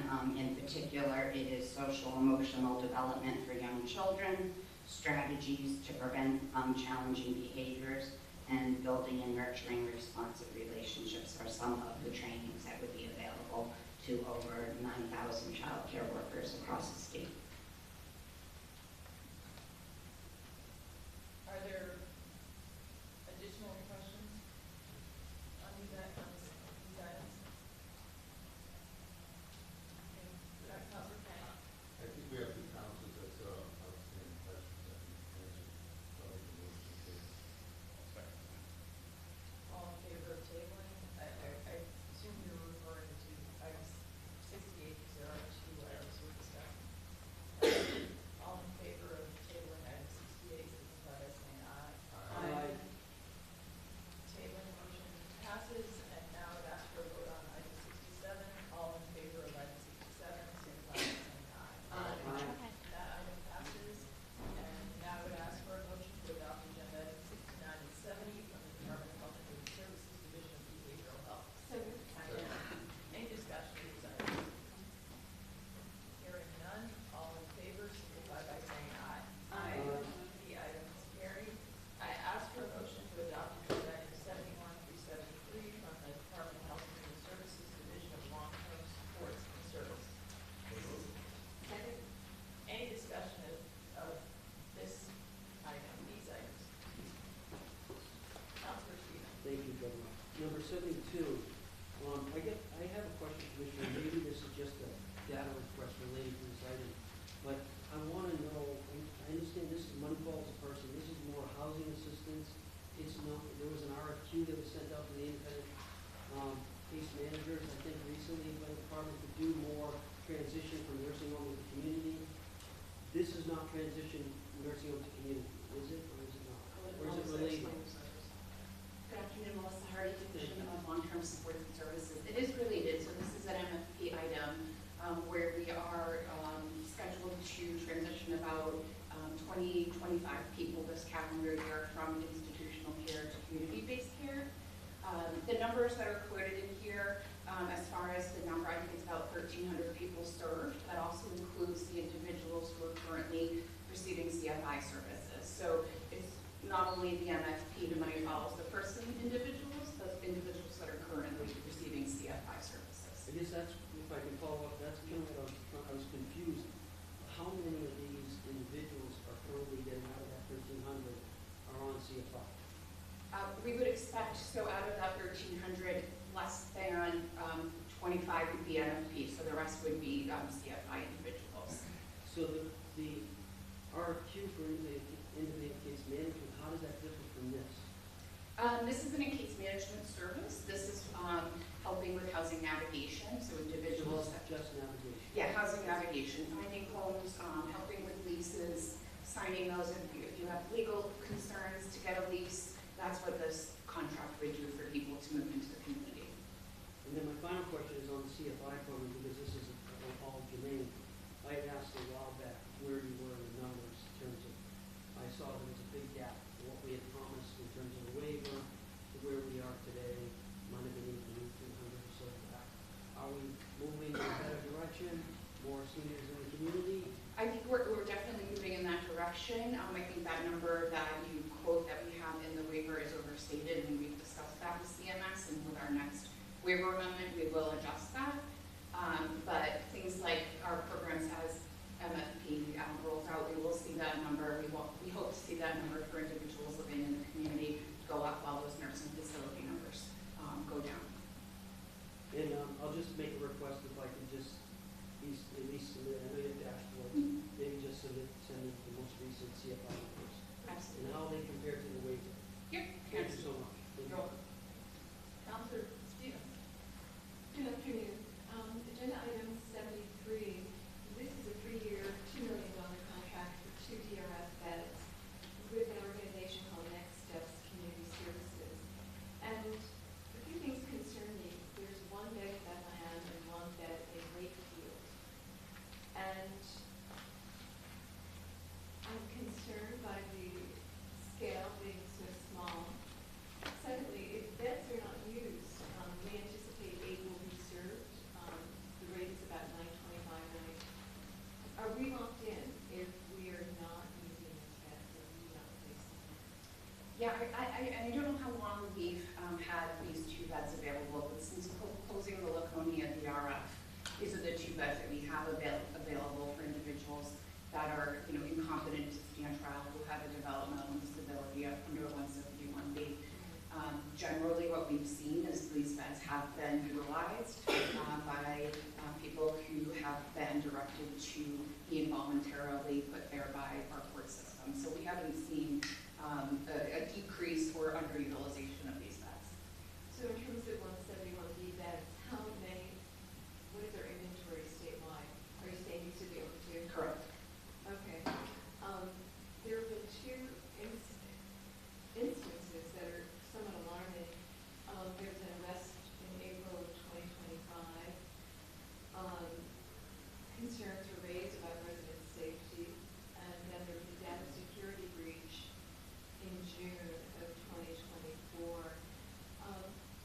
So I'm concerned about, again, the scale, and when I see these 2 incidents, I'm very concerned. I will say this vendor has other beds throughout New Hampshire that are not DRF beds. So they operate other homes that are for individuals who are not under the 171B category. This is specifically for 171B individuals. In terms of the data breach, was that addressed? Was that resolved? Do you know? I don't have that, but I can look into that. I don't have that information. Resident safety is not a concern any longer? It's an ongoing conversation that we have throughout all of our providers who provide this type of service to individuals that have a range of behaviors. And, we've been working actively with all of our providers who take on serving our folks that have behaviors that need to be individually care planned and bring in specialized services for them. So I would say it's not just with Next Steps, but with all of our providers, we